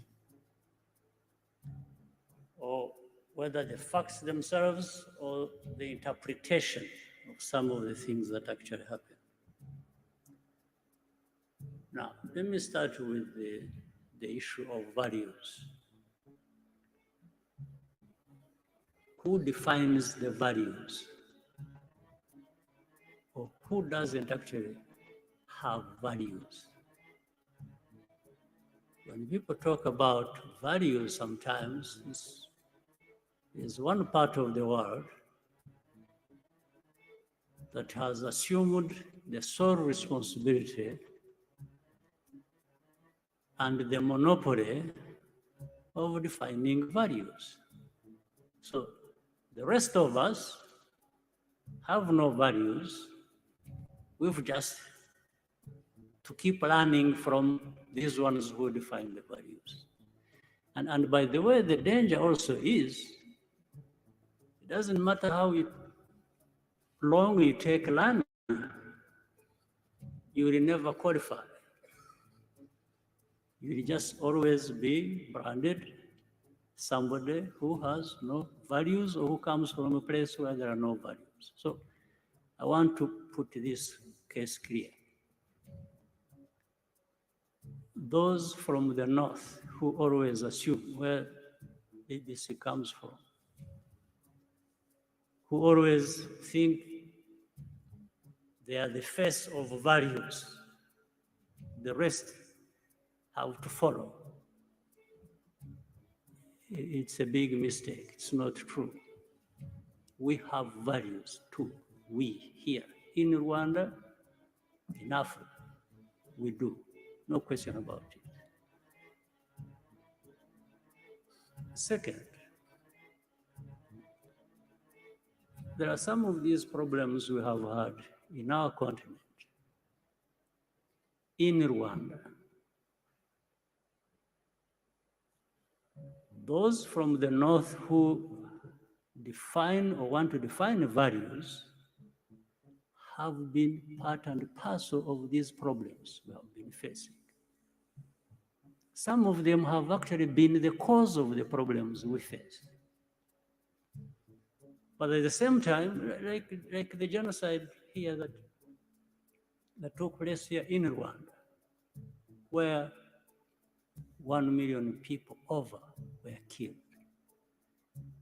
Well, I remember, if your memory serves you well too, I'm not inventing anything. The debate that went on at the UN, it was like, you know, these developed rich countries, those who define values, simply took it like, these are just Africans killing each other. These debates were in the open. But you think that is true? You think the divide that actually led to this genocide was just a creation of Rwandans, not the people from the north who actually divided this country, told the people to think of themselves as belonging to one ethnic group and the other to think as belonging to another ethnic group, and therefore they should kill each other. Not only are they different, but they should kill each other. Would you believe that? Would you tell me that the 20 million people, this is documented by other people, not by me, who were killed in the Congo, were killed by other Congolese in the old days of King Leopold? And you think all that just disappeared in a moment? Then you had the savages coming over and taking over their own countries and killing each other. And then the others assume the higher ground. They are up there in the north and keep pointing fingers at those of us and think we have no values and we just are there to, you know, we don't respect freedoms, we don't respect human rights. Sure, do you think so? BBC, you think so? You take time, you broadcast, and from morning to evening, this is literally just abusing people. You're abusing Rwandans, you're abusing Africans, you're Values. What values do you know, my dear sister, on behalf of BBC? So I want to assure you, there is nobody in the BBC or anywhere else thereabout who would be holding values better than we do here in Rwanda. Except if we just want to cover up the mistakes of the same people who want to define these values for us. Or really tragic mistakes of things they have caused. So when you are saying that, you may tell somebody else, people who don't have time to think or who don't have a history that where they have struggled with these complications, yes, they will. But here, those of us who have faced what we did, who have gone through what we did, we take our responsibility. Of course, genocide could not have happened just on the hands of others who brought it to us. No, we Rwandans have a responsibility. We have our share of the blame for it, but there are others who should take responsibility for that.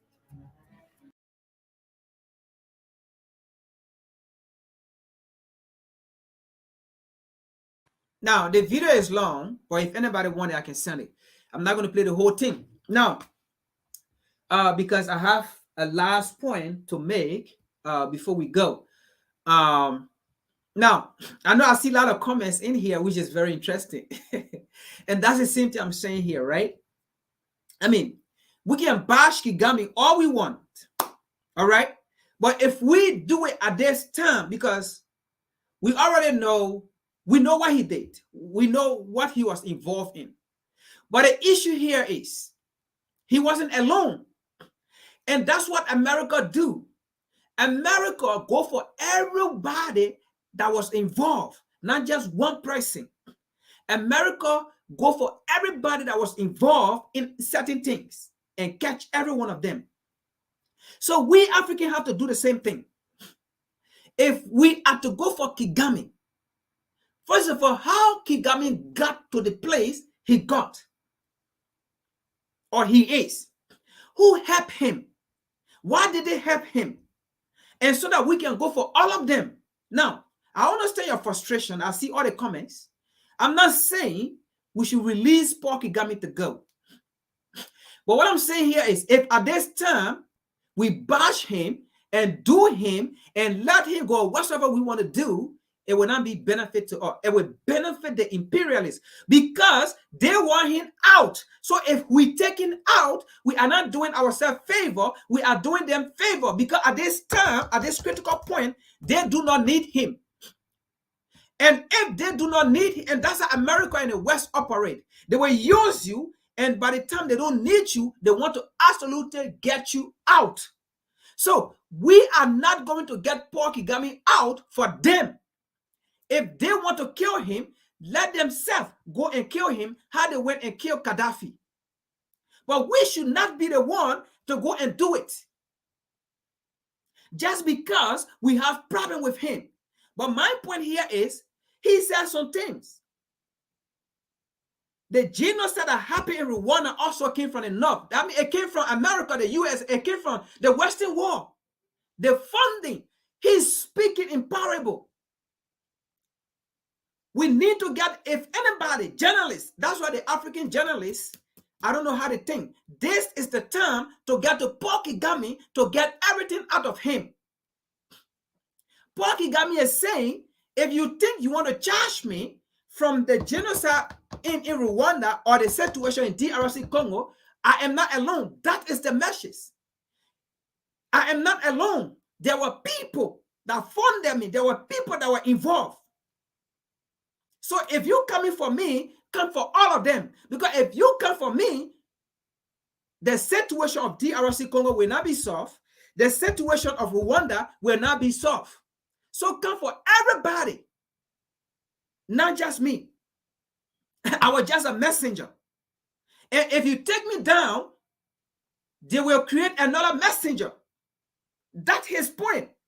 If you come for me, that's fine.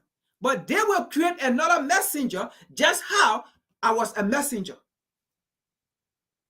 And I will not be the last. And another messenger will come, will not be the last. So we can prosecute Paul Kagame after we use him. And then we can now prosecute him. But this is not the time to prosecute him. Let we get what we want to get out of him, then we prosecute him. Because if we prosecute him right now, we're just doing it for the colonial master. And that's the bottom line. It's not going to be in our favor. It's like we are going to do a fight that is not our fight. Or we are fighting a fight at the wrong time.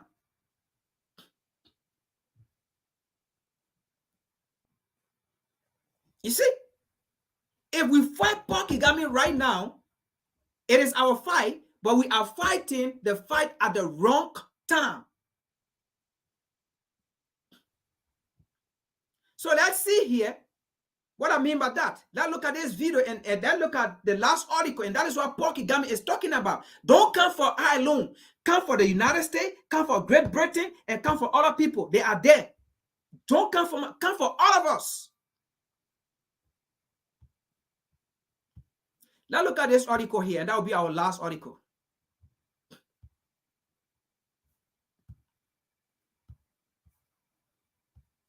So, you see right here, okay? This is a same United States people, right? Look at here. And this is, how they call it, Paul Kagame, right? We have to be smart, folks. All right? Now, this is Black Agenda Report. Now, the title says, if the U.S. told Rwanda, that means Yoweri Museveni, and Uganda, that's it, Rwanda, which is Paul Kagame, and Uganda, which is the Uganda president, if the U.S. told Rwanda and Uganda to get out of Congo, DRC Congo, the war will end. Now, folks, just this alone, just this headline alone, what does that tell you? Who control the war in DRC Congo? That is what I said. If we go against Paul Kagame, we will be fighting a fight at the wrong time. Just because the United States is pointing finger at him, that does not mean we should point finger at him. We should understand why at this time the United States is pointing finger at him. Because the United States have used him, they don't need him. So they got to get him out before he speak. And that is what he's doing. He's already speaking. He's already pointing hands or fingers. So if the U.S. told Rwanda and Uganda to get out of DRC Congo, the war in DRC will end. What that means is Paul Kagame is not even the main supporter of the M23 rebel. What that means is the United States is the main supporter of the M23 rebel. Follow me, let's come here. Now, let's see here. It says, the European Union has sanctioned 5 members of different armed groups operating in Eastern DRC Republic, in Eastern Democratic Republic of Congo. Now, first of all, let's understand this. Last week I told you the M23 rebel is not the only rebel in the country. So if the M23 rebel is not the only rebel in the country, because as it says here, the United States has, or let's say EU has sanctioned 5 different rebel groups in the country. So if out of that 5, one is the M23 rebel, right? Then who sponsored the rest of the 4? Is it still Paul Kagame? Folks, listen to this. That's why I said there's a reason why they're pointing fingers at Paul Kagame. So then who sponsored the rest of the 4 rebel groups in DRC Congo? If they are pointing finger at Rwanda or Paul Kagame of the M23 rebel, who sponsored the rest of the 4?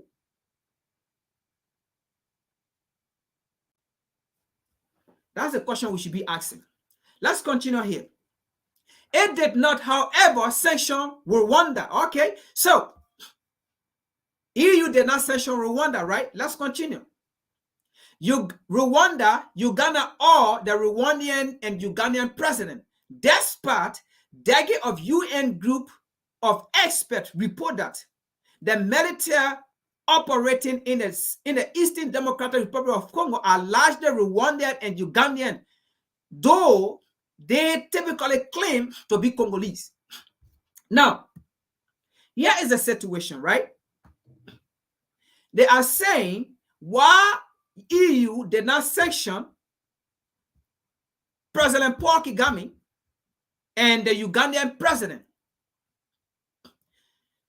It's common logic. They were not sanctioned them because they were the one that trained Paul Kagame and Yoweri Museveni.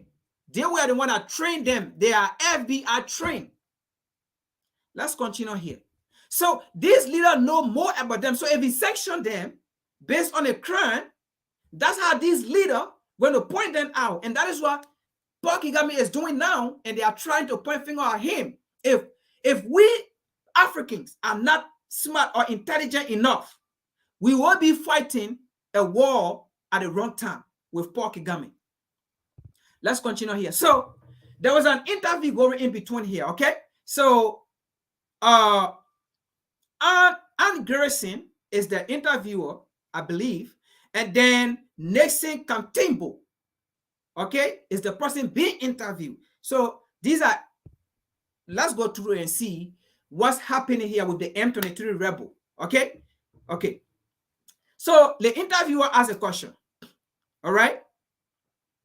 Rwanda and Uganda have been in the Democratic Republic of the Congo for 26 years since they first invaded in 1926. Now, when they first invaded in 1926, let's go back. A lot of Paul Kagame now have money. Where did Paul Kagame get the support from in 1926? A lot of Yoweri Museveni never had the money. Paul Kagame was not the president at that time. So where did they get the support from? How did they get the funding, the money? Who trained them? Let's continue here. Now, they have been there for 26 years, right? Since they first invaded in 1926, in 1996, sorry. And this has been confirmed in report after report by the United Nations group of experts on the Democratic Republic of the Congo. Could you give us a summary of what has happened during those 26 years? That was the question asked. Now, the question is about to be answered. What has happened in those 26 years is the wholesale of destruction of Congolese society, including the pillaging of its natural resources, but not only the natural resources. It has included killing children and women and old young women who have really borne the brunt of this conflict. Let's continue.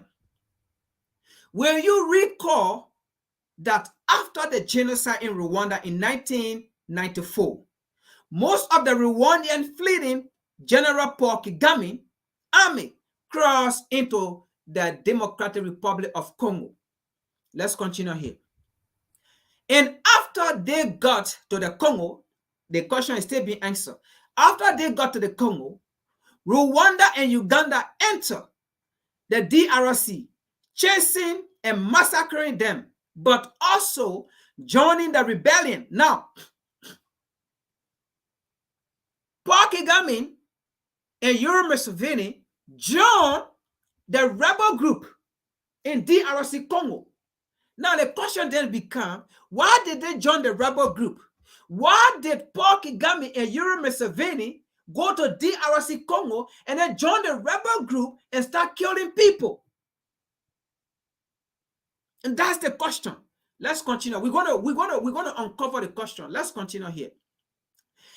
And after they got into Congo, Rwanda and Uganda entered the DRC Congo, chasing and massacring them, killing the people, right? But also joining the rebellion against President Mobutu Sese Seko, with the blessing of who? The United States. With the blessing of who? The United States. Now, that make this clear. Blessing me here with the support, with the finance, with the ammunition coming from the United States and the United Kingdom. So now you see why United Kingdom, the so-called Great Britain, sanctioned 5 rebel group in DRC Congo, but did not sanction Paul Kagame and the Ugandan president. Because if they do it, they will also be involved.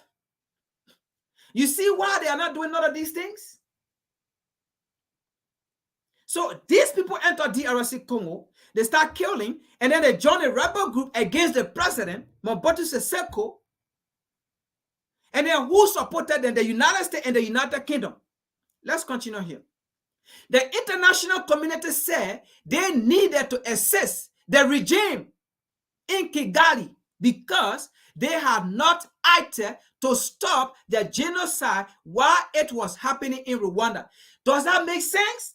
Now you see, that was a reason the United States and the so-called United Kingdom gave and said they supported Paul Kagame and Yoweri Museveni in DRC Congo because they should have stopped the genocide in Rwanda. But because they didn't stop it, so they want to see reconciliation with Paul Kagame by supporting Paul Kagame to kill people in Rwanda, to destroy, let's say, to kill people in DRC Congo, to destroy DRC Congo.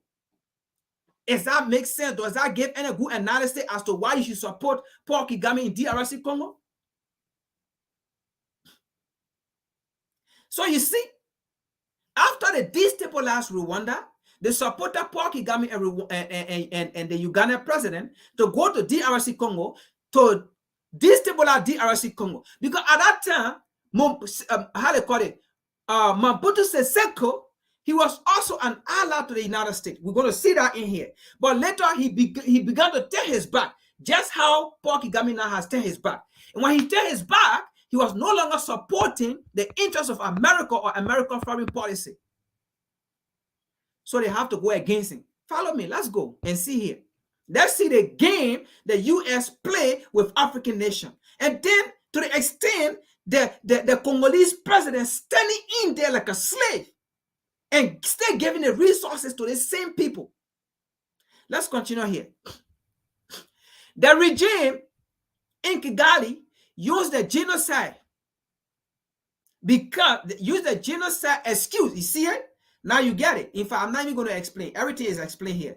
The regime in Kigali used the genocide excuse to massacre the refugees, those that flee in DRC Congo, calling them all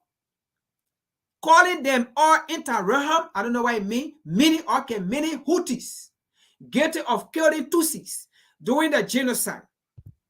But UN report said that fewer than 10% of the refugees were Houthis, or now FDLR. However, President Kagame has continued to use this claim that he is going after genocide crime in DRC as a pretext to pursue the interests of Rwandan Tutsi elite. And he has had the support of who? The United States. Again, you see that.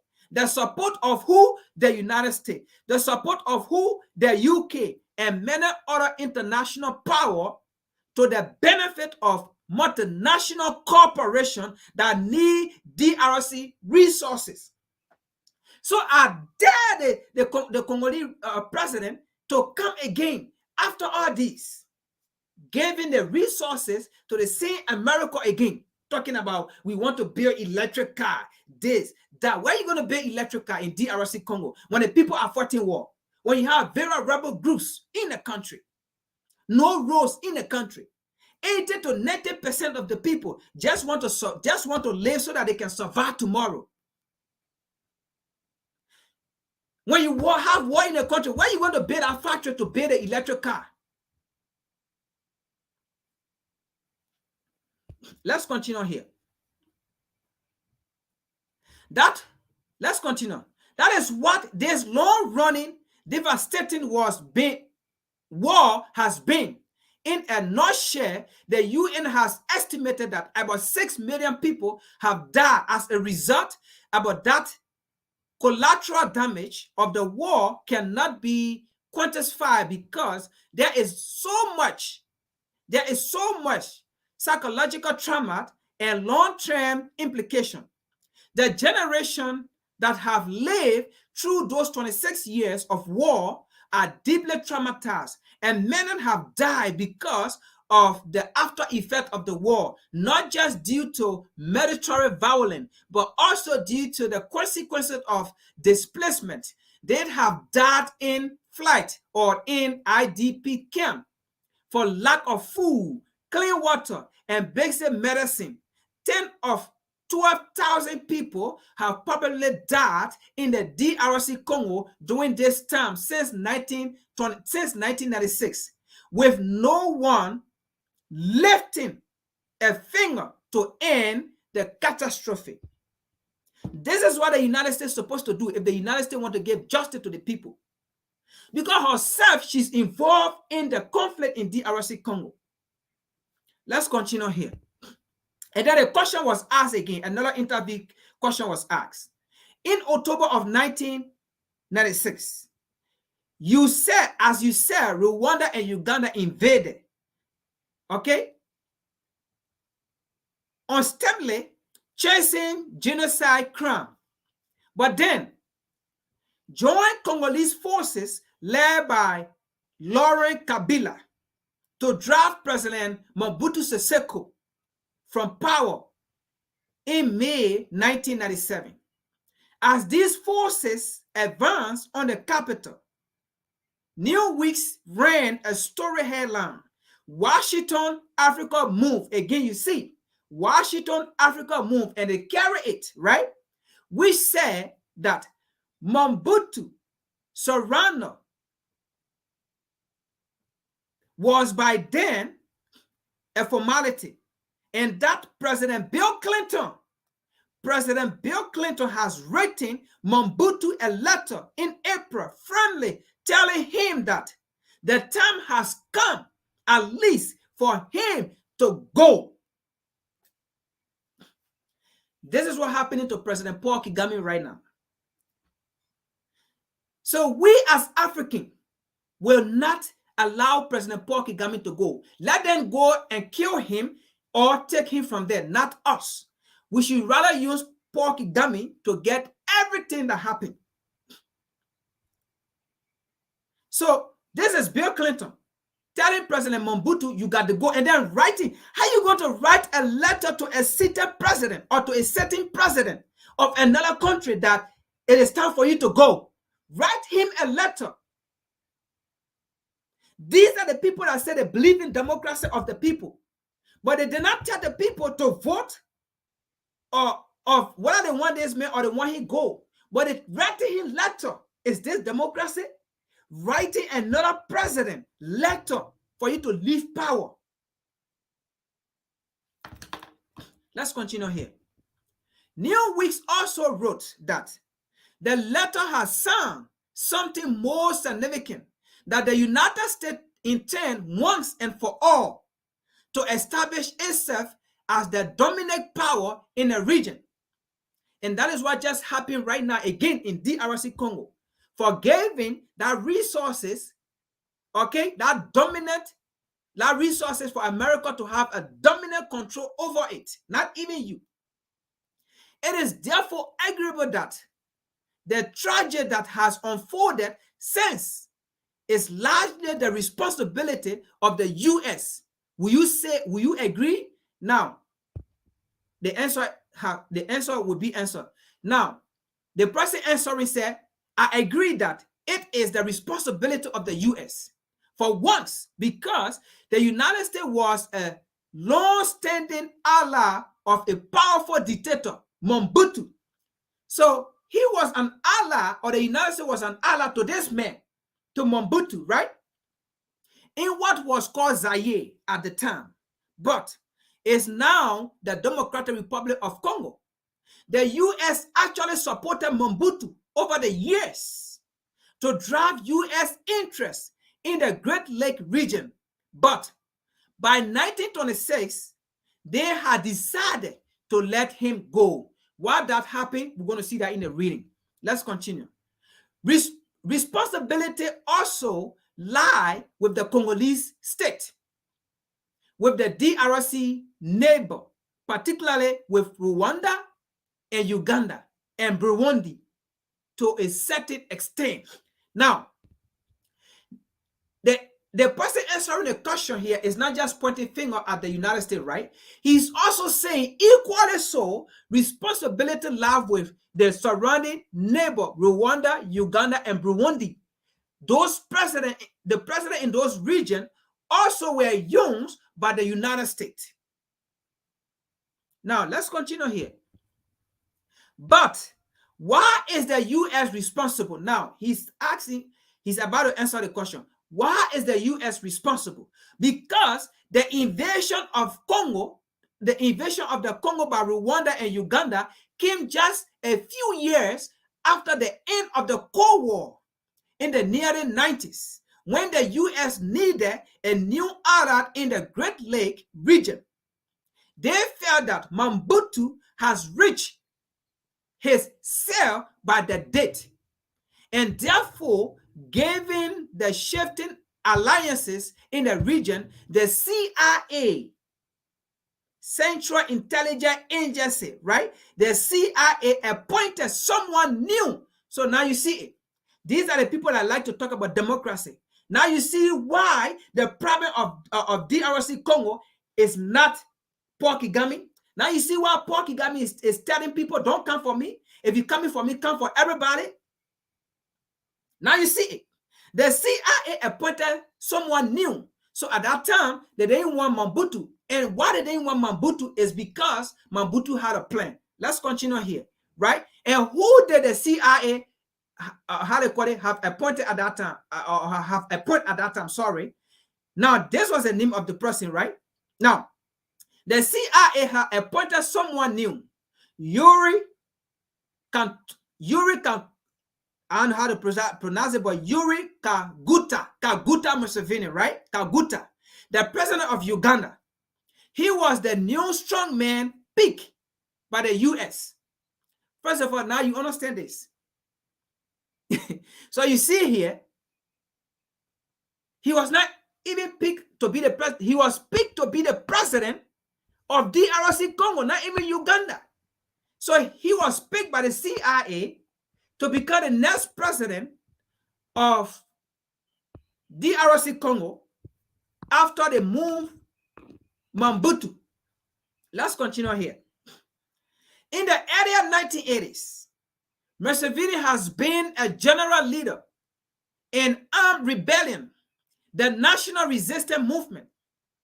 The National Resistance Movement, the National Resistance Army included many Rwandan Tutsi who has fled during the Rwandan social revolution between 1959 and 1961, which saw Rwanda transition from Belgian colony and Tutsi monarch to an independent Hutu-dominated state. Let's continue here. Because of time, I'm going to be reading so that we can get to where I want to get. I'm just going to be reading, but you understand what's going on here. I also posted a link. Now, these Tutsi joined. These are the questions that is answered, okay? These Tutsi joined Museveni rebel and even became officer or government official after Museveni seized power in Uganda in 1986. President Paul Kagame of Rwanda was at that time the deputy chief for military intelligence in Uganda. You see, in Uganda, he was the chief for military intelligence in Uganda. He even served in the Ugandan government. Let's continue here. The US came here. The question is still being answered, okay? The United States came here at that time, where in Uganda, the United States went there. So you see the game, what the United States do, right? The United States came here at that time to nurture this rebellion. That means to give support to this rebellion in DRC Congo, right? Now, in the Great Lake region, first in Uganda, then in Rwanda. Okay? Now, Kagame Army. All right? Kagame Army. So now the United States support Paul Kagame, and they have army now, right? Kagame Army, which was then part of the Ugandan army, okay, invaded and toppled Rwanda president Jovenian Habayamana. He was the president of Uganda at that time. So again, with the support of the United States, right, Paul Kagame and Yoweri Museveni, the current president right now, took out this government. And that's what the United States is known for doing. Removing African leaders upon African leaders. Destabilizing Africa upon destabilization. Only because those leaders did not agree or do not agree with their policy or with their selfish interest. That's the kind of democracy the United States provide for the African continent. Let's continue here. And that triggered the Rwandan society, the Rwandan social dynamic that has been exhibited colonial time. The colonial master started with the German, then the Belgian has planted seed of division by saying that the Tutsi cattle keeper were a race superior to the Hutus farmer. Now, that saying that said, oh, the Hutus look upon this or the Tutsi look upon this, it was created by the same colonial master to divide and conquer. Okay? And that is what they do today. The Western or journalists will go to the African continent and read the book and say the problem of Africa is because of tribalism, it's because of the many tribes. And then we African leaders, we take that and implement it and say our problem is because of tribes. But if you understand the African history, those tribes were there before, and we coexisted in peace and in harmony. Then, after the 1600, then now tribe business become a problem in Africa after the 1600. Okay? Now, tribalism is a problem in Africa because the white man told us that. And that's the same thing they did here. Okay? The colonial master, starting with German, the Belgian, has planted seed of division by saying that the Tutsi cattle keeper were a race superior to the Hutus farmer. The Tutsi monarch dominated the Hutus before then, but the colonizer worsened that class divide that conquered the Rwanda genocide. Now, the interviewer is saying that there was problem, but it was not as though the way they do it. But they use the little confusion, the little problem. Because, I mean, every society have a problem. There is no society you will say there is no problem. But what the colonizer do is they come in and they use that problem, they infuse it on the people. And that is what they did here. Let's continue here. Bill Clinton said that he need to support Paul Kagame. So you see right there, Bill Clinton, right? He said that he needed to support Paul Kagame when his troop invaded DRC Congo, which was then Zaire, because he had failed to do anything to stop the genocide in Rwanda. Does that make sense? To support another person to create chaos, to kill people in another country because you did not support or the ceasefire in another place?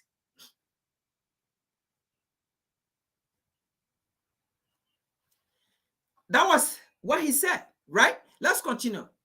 Clinton UN ambassador Mandela Albright knew that the Rwandan troops were massacring the Houthis, refugees who had fled across the border to escape Kagame army.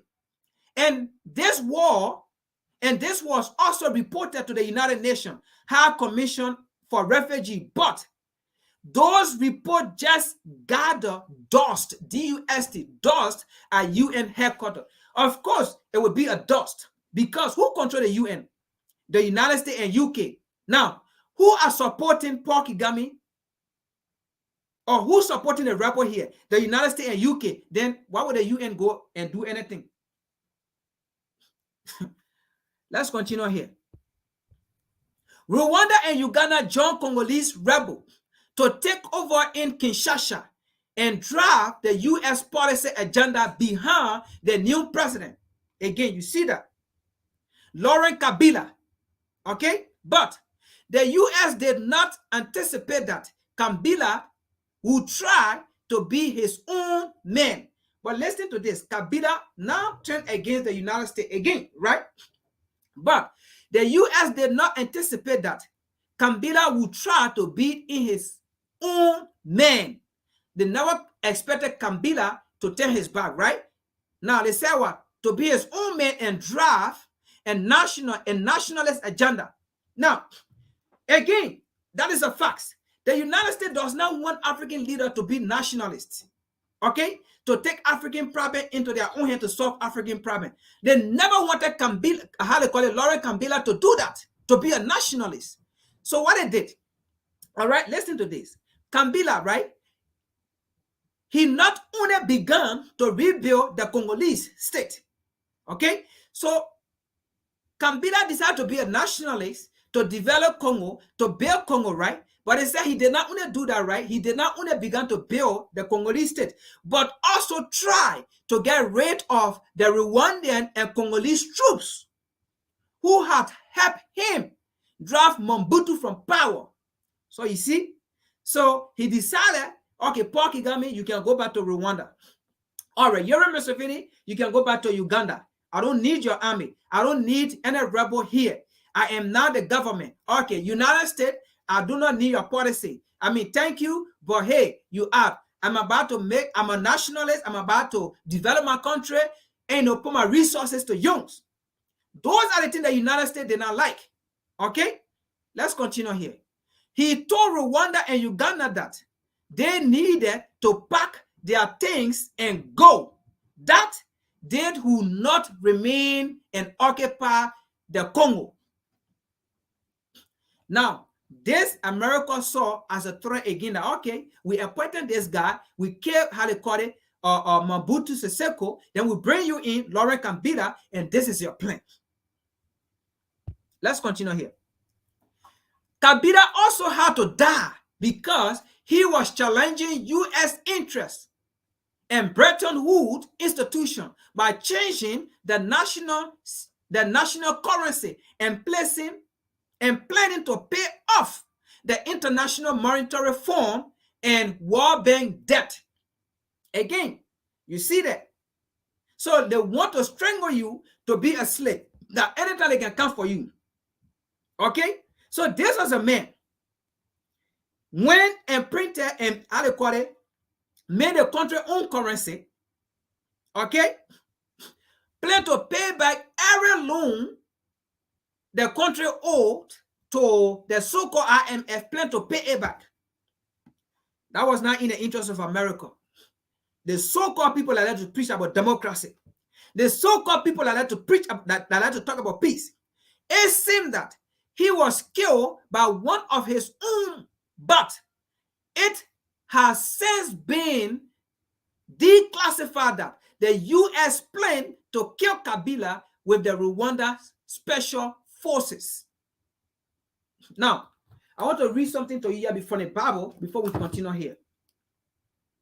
Let me read something to you here before we continue here. Please bear with me. This is a Revolutionary Repatriation Educational Lecture series.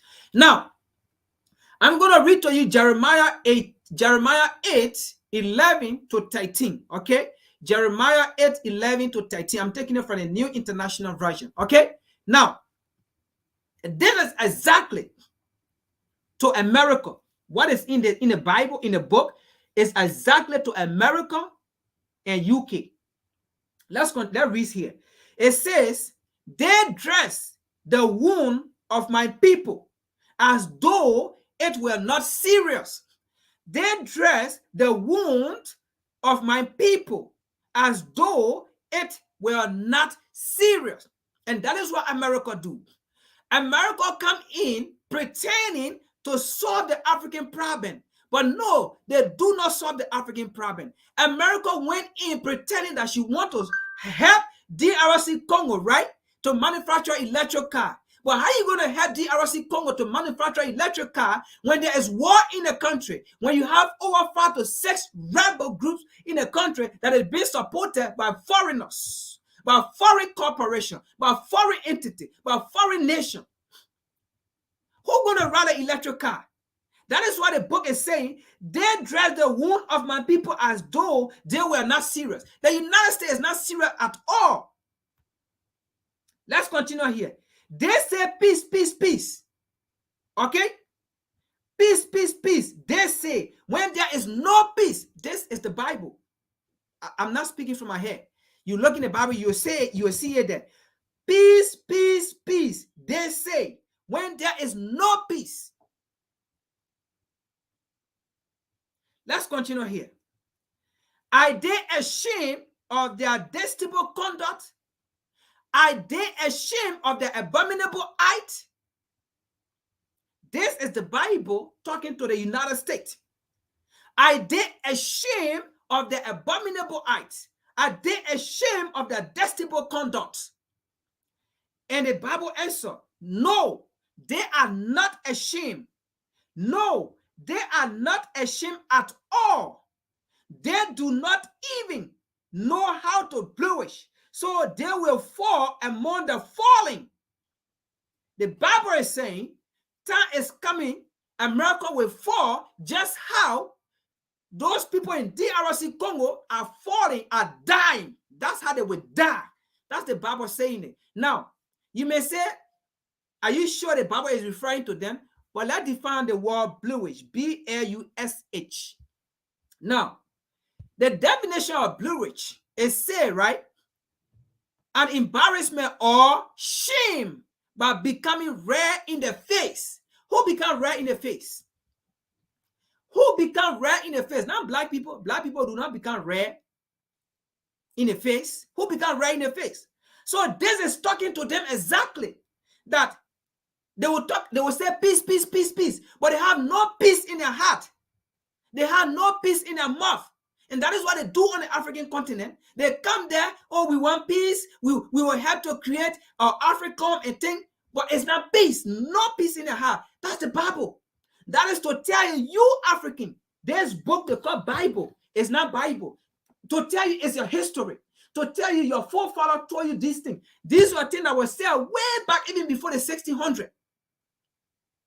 These were things that were said way back before the 1600 to be mindful of these people, to know them. Okay?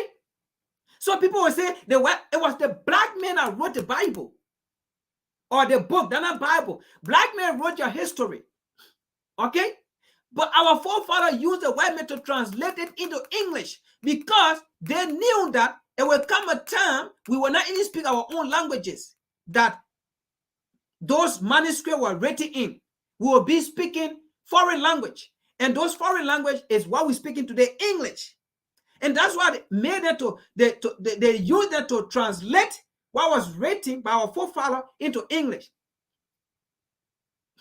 So the white man will not write the book and then describe himself like this. These were written before the 1600. So who first became red? The white man. Let's continue here. It says, another definition, it says, be or become pink or pale red. Who become pink? Who become pink when sun shine on them? Who become pale when sun shine on them? Or when they feel some kind of attention and thing? Who become pink? Black people become pink, their body become pink. or their black people body become pale? Let's look at another definition. It says a reddening, whose face become reddening of the face, or as a sign of what? Sadness, embarrassment, or shame. The second one, another definition, is say a pink or a pure red thing. A pink or a pure red thing. Okay? That is to tell you this scripture we're reading here is specifically about them. That is to tell you, you black folk, to wake up. These people come to you, tell you peace, peace, peace, peace, peace. No peace in their heart. This is the Bible talking about them. That is to tell you this Bible is for you. This Bible is not for them. If you read this Bible, okay? If you read this Bible, precept by precept, line by line, little here, little there, you will get to understand that this Bible, right? The white men are not supposed to read this Bible. It's not for them. This book is not for them. It's for you, so-called Negro. It's for you, so-called Negro. Because when you read this Bible, everything in here, it describes you. It's talk about you, your circumstances. It identify who your enemy are and what you need to do to flee away from them or to cut away from them. It will tell you everything here describe you in this thing. You so-called Negro. Let's continue here. Now it says, are they not ashamed of their detestable conduct? And it says, no, they have no shame at all. They do not even know to bluish. So they will fall among the falling. They will be brought down when they are punished. And this is the law. The law is the law of justice. These people are going to get their punishment. They will be punished. Salvation does not belong to them. And when you read this book, they will tell you salvation does not belong to everybody. This book. Another time, maybe I'll read that scripture to you. Salvation does not belong to everybody. But it will come and tell you, John 3:16, for God so loved the world that he gave an only begotten son, for whosoever believes in him shall not perish. That's what it will bring to you. But there are also words in the same Bible that will link into what that John 3:16 is talking about. That is what the Bible is saying. In order to understand me and to preach the message to my people, you have to go precept by precept, line by line, little here, little there. So if you do that, you will get to understand who that John 3:16 is talking about. For example, I am speaking here now. You are my audience, and I know exactly who I'm speaking to. I can say, whosoever believes in what I'm saying shall follow me, shall be saved. Does that mean I'm speaking to the whole world? Or I'm speaking to the entire world? I am addressing a specific audience. And that is what John 3:16 is talking about. John 3:16 is describing specific audience. So if you read another part, it will link into John 3:16 and it will tell you who are those audience that John 3:16 is talking about. Not everybody. So if I say anybody that listen to me here and follow me, you're going to be safe. If I say I love the world because my people are scattered all around the world. And that is why people fail to understand. I love the world because my people are scattered all around the world. So I have to love the world because my people are all around. So whosoever follow me and listen to me will become part of this revolutionary movement. Does that mean I'm speaking to everybody? I'm speaking to all races? Absolutely not.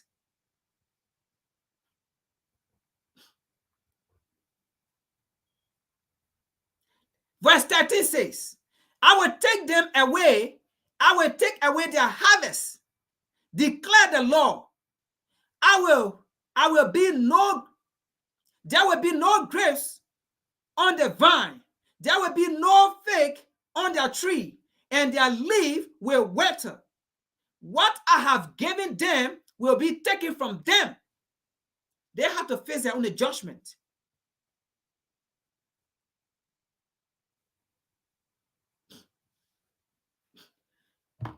So I just brought that to let you know. It's not from my mouth. If you read Jeremiah 8, you will see it. Okay? Jeremiah chapter 8, verses 11 to 13. You will see it there. Read it. It's there. It's in the same Bible here. But you see, the so-called churches will not teach you. If the so-called churches were actually teaching this book here, okay, black people would have woke up. Black people would have been revolutionary. If the so-called Christian churches were preaching this Bible accordingly, all black people would have been revolutionary. Those so-called pastors would have been revolutionary. Because this Bible is about revolution. This book is about your story to wake you up. But no, because you went to theological school, taught by white people, by white curriculum, by white doctrine, and they taught you on what specifically to speak about when you speak into your congregation. Indoctrination. So you will not even bring this thing. Or you will jump straight to John 3:16. For God so loved the world that he brought only begotten, so whosoever believe in him, so God loved everybody. How can God love the rapists and the victims? Then that God is not a God of justice. Anybody that come and preach that kind of message to you, that person is not a pastor, that person is fake. God can never love the rapist and at the same time love the victim. Then that God is not a God of justice. Because if that God is the God of justice, the rapist will be sentenced. The rapist will be judged. But God cannot come and save the rapists and the victims together at the same time. Is that salvation? Then whose salvation belongs to? Then we have to define what salvation is. And salvation, it just means to be saved from your enemies. Salvation is not going to heaven. That's not salvation. Maybe another time I'll bring that again from the book, from the same book. It's a scripture. What I'm saying here, I'm not just speaking it from my mouth. That scripture I have read. Salvation means to be saved from your enemies. Then who are black people enemies? Who are black people enemies? Who oppress black people on a daily basis? Let's continue here. Let's continue here. Let's continue. So another question was asked.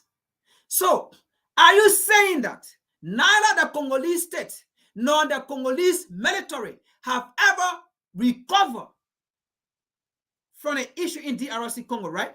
Now, the answer again, yes.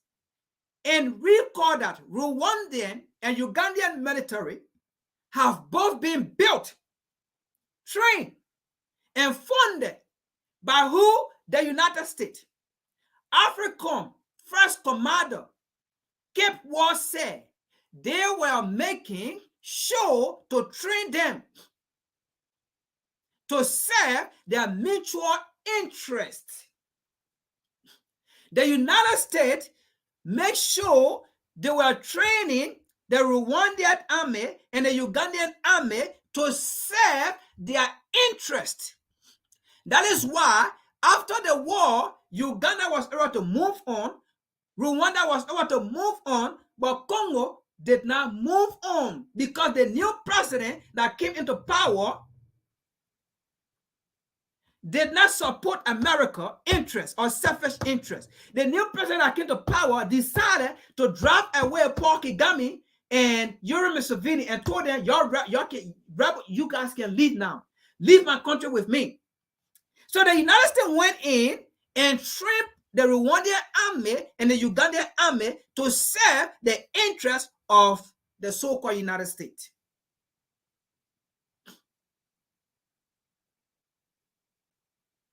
Let's continue here. The answer still continue. But their interests were not peace. We just read from the Bible, right? We just read from the Bible here. We just read. Listen to this.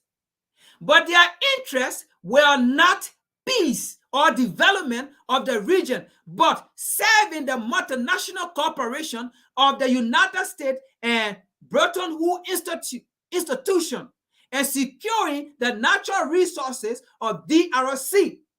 DRC has the critical mineral resources needed by the industry of the US and Western Europe. Now, you just see right here, the Bible say it. That's not me. It said it right here, right? This Bible. You just see. But their interests were not peace or development. You see here? They dress the wound of my people as though it were not serious. Peace, peace, they say, when there is no peace. That's the Bible. It's in the Bible. And the Bible is talking exactly to America and to Europe, to Blinken, to Joe Biden, right here. The Bible is saying it. It's right here. So talking about they want to help DRC Congo build electric car. That is not going to solve the problem of the Congolese. But build electric car, that's not peace. That's not independence. That's not harmony. That's not freedom. That's just exploitation of the resources. Let's continue here. Let's continue. Congo hold 70% of war cotton, which is critical to cell phone and computer manufacture.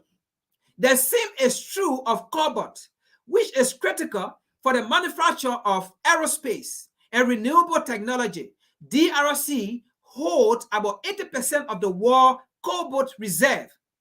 That should tell you how critical it is to the US and the rest of the West to keep Congo in a state of disarray so that it can control and benefit from its own resources. The Bible says, yeah, peace, peace, peace, peace, they say, but they have no peace. Last week we read another scripture that says, their mouth, okay, their words are smoother than butters, but war is in their heart. Their words are smoother than oil, but sword is in their hands. Let's continue here. So they will not write the Bible and then they say that to themselves. This is still that's our story. History that was written century upon century, even before 1600. Let's continue here. However, the US and Europe, the US and European nations do not want to put boots on the ground in Africa. So they are using Rwanda as a proxy. You see that? Paul Kagame say, if you want to go for him for the problem created in DRC Congo, do not go for him alone. Go for UK and go for the United States. That is what Paul Kagame is saying. Paul Kagame is saying, if you want to kill him, he's not alone. Go for the other people too. Because they train him, they supported him, and they sent him. In fact, Paul Kagame is saying they benefited more from the demise of DRC Congo than even he, Paul Kagame. Let's continue here. The United States and the West have supported their own agenda, but also that of Rwanda Tutsi elite. The Rwanda population is about 85% Hutus and only 50% Tutsi.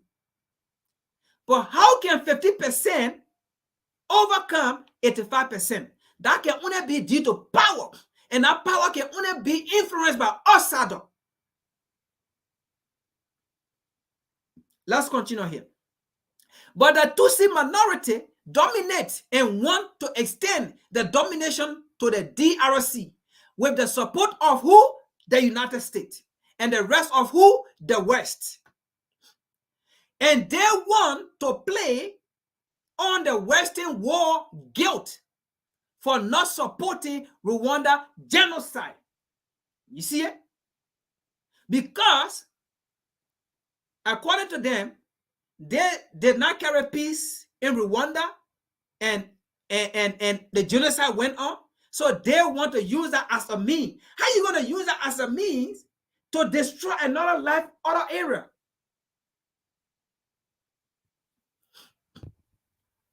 America is not a country for African people to do business with. I am sorry to say that. It's the hard truth. Another question. Well, it is arguable that the U.S. does not really feel guilty, or of course, about a genocide because they back Kagame, Rwanda Patriotic Front, when it invaded, waged a 4-year war and overthrown the government, and then back their invasion on the Congo.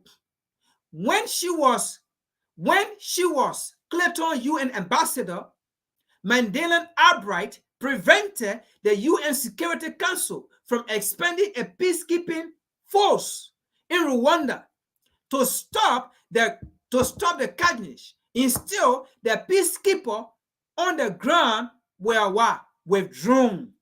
Again, the Bible say it. Okay? They say peace, peace, peace, peace, but peace is not in their heart, in their mouth. They talk about your problem, but do not address the main issue. They address the wound, but do not address the actual wound. This book is not for them. It's not for them. Let's continue here. So you see, so they had the power to carry peace in Rwanda, but they didn't do it. They withdraw. They withdraw the peacekeeping force in Rwanda. They took away UN from there. And they say you're killed. And that is what Paul Kagame was saying in the interview. These are people that put people together and say, oh, the African people, that they kill themselves. And that is what they said with the UN. Oh, let the UN leave. These are African people. Let them kill themselves. There is no peace in these people's hearts. So it is very unfortunate for African leaders to still think that they can come and sit down with Joe Biden or the Prime Minister of UK to discuss African problem. And the answer is being questioned. The answer says here, I think that tells you how deeply the US was involved in the conflict. And it is still involved when the M23 rebel, now, this is where I want to come.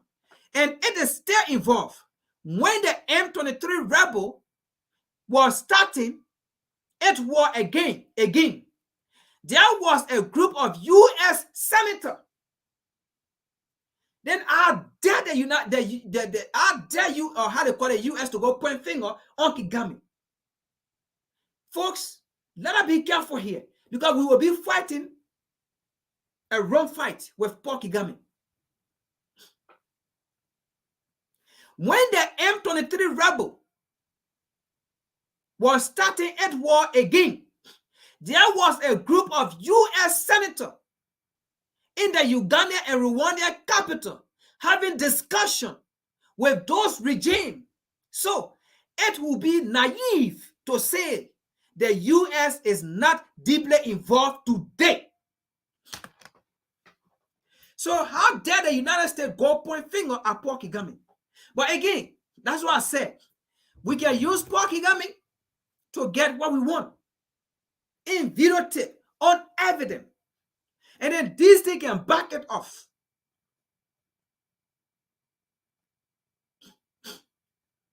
Now today, United States pointing finger at Paul Kagame. When you are the same person that trained this man, now you're meeting this man. So you see, the United States funded the M23 rebel as well in DRC Congo. But in order for the current government in DRC Congo to be a puppet, a bourgeoisie, America have to come in and point fingers at Paul Kagame of supporting the M23 rebel. And then the United Nations went and do the same thing. So now, the government in Congo is thinking, oh, America is on my side. So I will give them the D. No, America not on your side. America is fighting to save her economy. America is fighting to save her industry. America is fighting to save her kingdom. America is fighting to to save our empire. America is fighting to save our nation. Kagame has also paid millions of dollars to lobbyists in Washington, D.C. So why will Washington, D.C. come and be pointing finger? And spending millions on public relations, PR, campaign in Europe and Washington to sustain their narrative that Rwanda is a victim of genocide. So that means Rwanda, what are they trying to say? Rwanda is not a victim of genocide. Rwanda is a victim of a well-orchestrated plan, violent by US and Europe. They always point to the FDL arrow, a Rwandan ruling military, as their excuse for being in DRC. So another question was asked, but let's just go to the answer. Another question was asked again, right? Here. So, and it was just about the US involvement, how they call it, with the M23 rebels. So let's see here. So the US is implicated in the creation of the M23 rebel. And Blinken's statement couldn't be, how they call it, funnier. But do you think the US might finally be serious because of all the international condemnation of M23 rebel? The interviewer said, the answer said, no. I don't think that the US is serious. Of course, the US is not serious because the US funded the M23 rebel. No, I don't think the US is serious. Making a statement is one thing, but to talk behind the scene are what matter. To talk behind the scene are what matter. If they were serious, they will stop supporting Rwanda and Uganda. The statement by Secretary and Blinken is not genuine, though there may be something coming up. In 2013, the UN force intervention brigade was sent in to drive the M23 rebel from DRC, but nothing really changed. You see it? Nothing changed. So they did not even go there to drive the rebel. Okay? So let's continue here. The answer is still answering. It says, in the context of the Ukraine war, Europe needs to secure alternative energy sources, and the African continent is being seen as the go-to continent for natural gas and other natural resources. Recall that despite the Blinken statement, the European Union actually awarded Rwanda 20 million euros to support its military action in Mozambique. You see all these things going on? That is why the topic says African leaders are not coordinating among themselves. African leaders are not united. This unity among the African leaders is the problem. That was purely because Total Energy, which is French company, has invested about 4 billion in natural gas exploration in northern Mozambique, in the province of Cabo Delgado, which has been ranged by Rantic terrorist organization. So Rwanda has become critical as a proxy force for Western interests in Africa, not only in DRC. So folks, Paul Kagame know a lot about these people. So if Paul Kagame want to become a few Negro now, they're going to get Paul Kagame out. And they may not want to do it themselves. They will want to use the divide and conquer mentality. And then we already have problem with Paul Kagame, and then go in, and then they will say about the African people, they themselves get their own leader. No, we should not do it. Let them come and kill him or take him from there. But leave with me, let us use Paul Kagame and get every information we need to get. Because those African leaders in power, they are not going to do nothing. It is the younger generation that are coming out that will put things in place. Let's go here. Another question. Okay, just to make things simple for a listener who are familiar with the situation, did you say essentially that if Biden got on the phone and told Uganda President Yoweri Museveni and Rwandan President Paul Kagame that it is over, that they have to get out of DRC, that will be the end of it? And this is the answer. Yes, that will be the end of it. I believe in those uncertain terms that if the U.S. told Rwanda and Uganda to back off, the war in Eastern DRC will be over in a week. Of course, it's true. And you know what that will happen? Because it is the same United States and UK that support and fund the war in a place. So the person that fear you to go create disaster, if the person tell you to get out, I am no longer going to fear you, absolutely you have no choice. You will be running out. Because if you stay there and I'm not giving you ammunition or support, and your ammunition or support is finished, what's going to happen? The military that is fighting against you will overshadow you and they will kill you. So you will have no option but to run away, to leave the country. But the United States is not going to do it because they want for DRC Congo to remain, how they call it, to remain destabilized the way it is so that they can continue to exploit the people. They want to keep the people to be in a condition of need so that they can continue to exploit the people. The question also says, however, the US and the West then have to stop trying to destabilize DRC. It's the same thing I said. They have to stop destabilizing DRC. And they won't stop it because if they stop it, that means there will be one peace. There will be security. That means the people will not have the time to take their resources, to have access to their resources, to control their resources. That will not happen. The United States is not going to allow that to happen, right?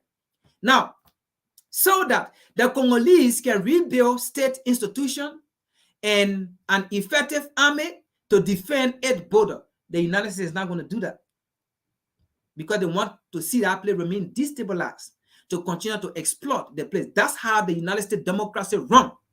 When the United States talk about democracy, it's not total democracy. It's not democracy for the people. It's democracy of control. It's democracy of obedience. It's democracies of slave. It's democracies of horse negro. It's democracy of bourgeoisie. Another question. Do you think that Congolese President Felix Tshisekedi was serious in his recent statement about driving Rwanda out of DRC? Now, this is the answer. No. I don't think he was just electioneering. The president has been in power for 4 years and he has not addressed the weakness of the Congolese army and the insecurity in the east. The Congolese people want Rwanda out of DRC. So he had to pretend that he's trying to get them out to get re-elected. Folks, that is it. That's the reading for today. So you see the game that is being played. You see what have gone on here in DRC Congo. Okay, so the game is a game being played on the African continent when it comes to the West. When it comes to African leaders with the Western leader, they always play game with us. So now you see in there, if the United States is pointing finger as Paul Kagame of supporting the M23 rebel, who funded the M23 rebel? They say United States. Who trained Paul Kagame? They say United States. Who trained Yoweri Museveni? They say United States. Now, it has been known to us, the M23 rebel is not the only rebel in DRC Congo. There are other rebel groups. Who support them? Is it Paul Kagame that support those rebel groups? Folks, this is the problem of Africa. This contemporary Africa situation is merely because of African leaders. Because they do not want to coordinate with themselves for the common good of the African people and the African continent. They do not want to unite for the common good of the African continent and for the African people. They fail to seek vision. They fail to seek wisdom. And to seek wisdom, they fail to listen to African people. They go seek wisdom outside of African jurisdiction, outside of African platform. They go outside to seek wisdom from people who do not care for them. That's why they go seek wisdom. That's why they don't get wisdom. That's why they don't get vision. But vision surrounds the African leaders. But they fail to go to the right place where they need to seek vision and wisdom. They go to the wrong place. And that is why they lack vision, they lack wisdom. That is why they have gray hair. Because in Africa, we believe that when you get gray hair, when your hair is white and your beard is white, that means you have wisdom. You have wisdom in you. That means the next generation, the next youth should come to you to lead them, to direct them. But these days, in our time, on the African continent, in African nations, in African community, whether in the diaspora, on the African continent, or whatsoever, these days, our elderly people are so difficult to deal with, are so naive, and they pretend that they know it, but they know it not. They have this gray hair for nothing, but no wisdom in it. We believe that when our forefathers have gray hair, our great-grandfather had great hair, it means wisdom. It means we should go to them for direction, but not the old folks we have in our town. Those gray hair means stupidity.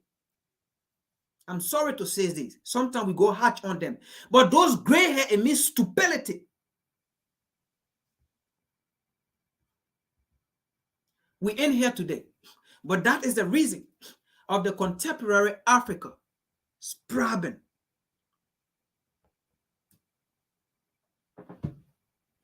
Folks, thank you for coming on today. Thank you for staying with me, and thank you for being here. We've been here for so long. And I know you have interest in what we say here, and that is why you stay around to listen. But that is it. This current situation we have in Africa, it is because of African people. It is because of African leaders.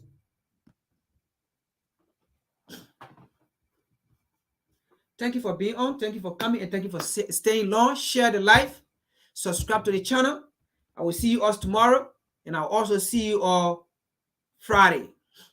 If you want to send your contribution, your donation, again, go to the website.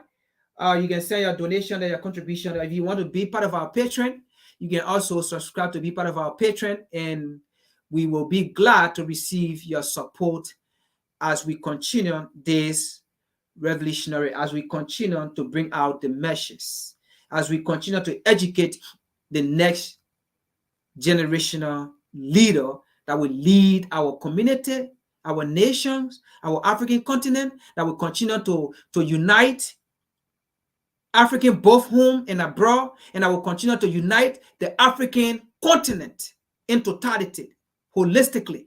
Thank you for being on. And once again, I just want to remind you, I just celebrated my birthday on the 28th. I'm glad to be alive, and I'm glad to be with you at this time. Thank you and peace.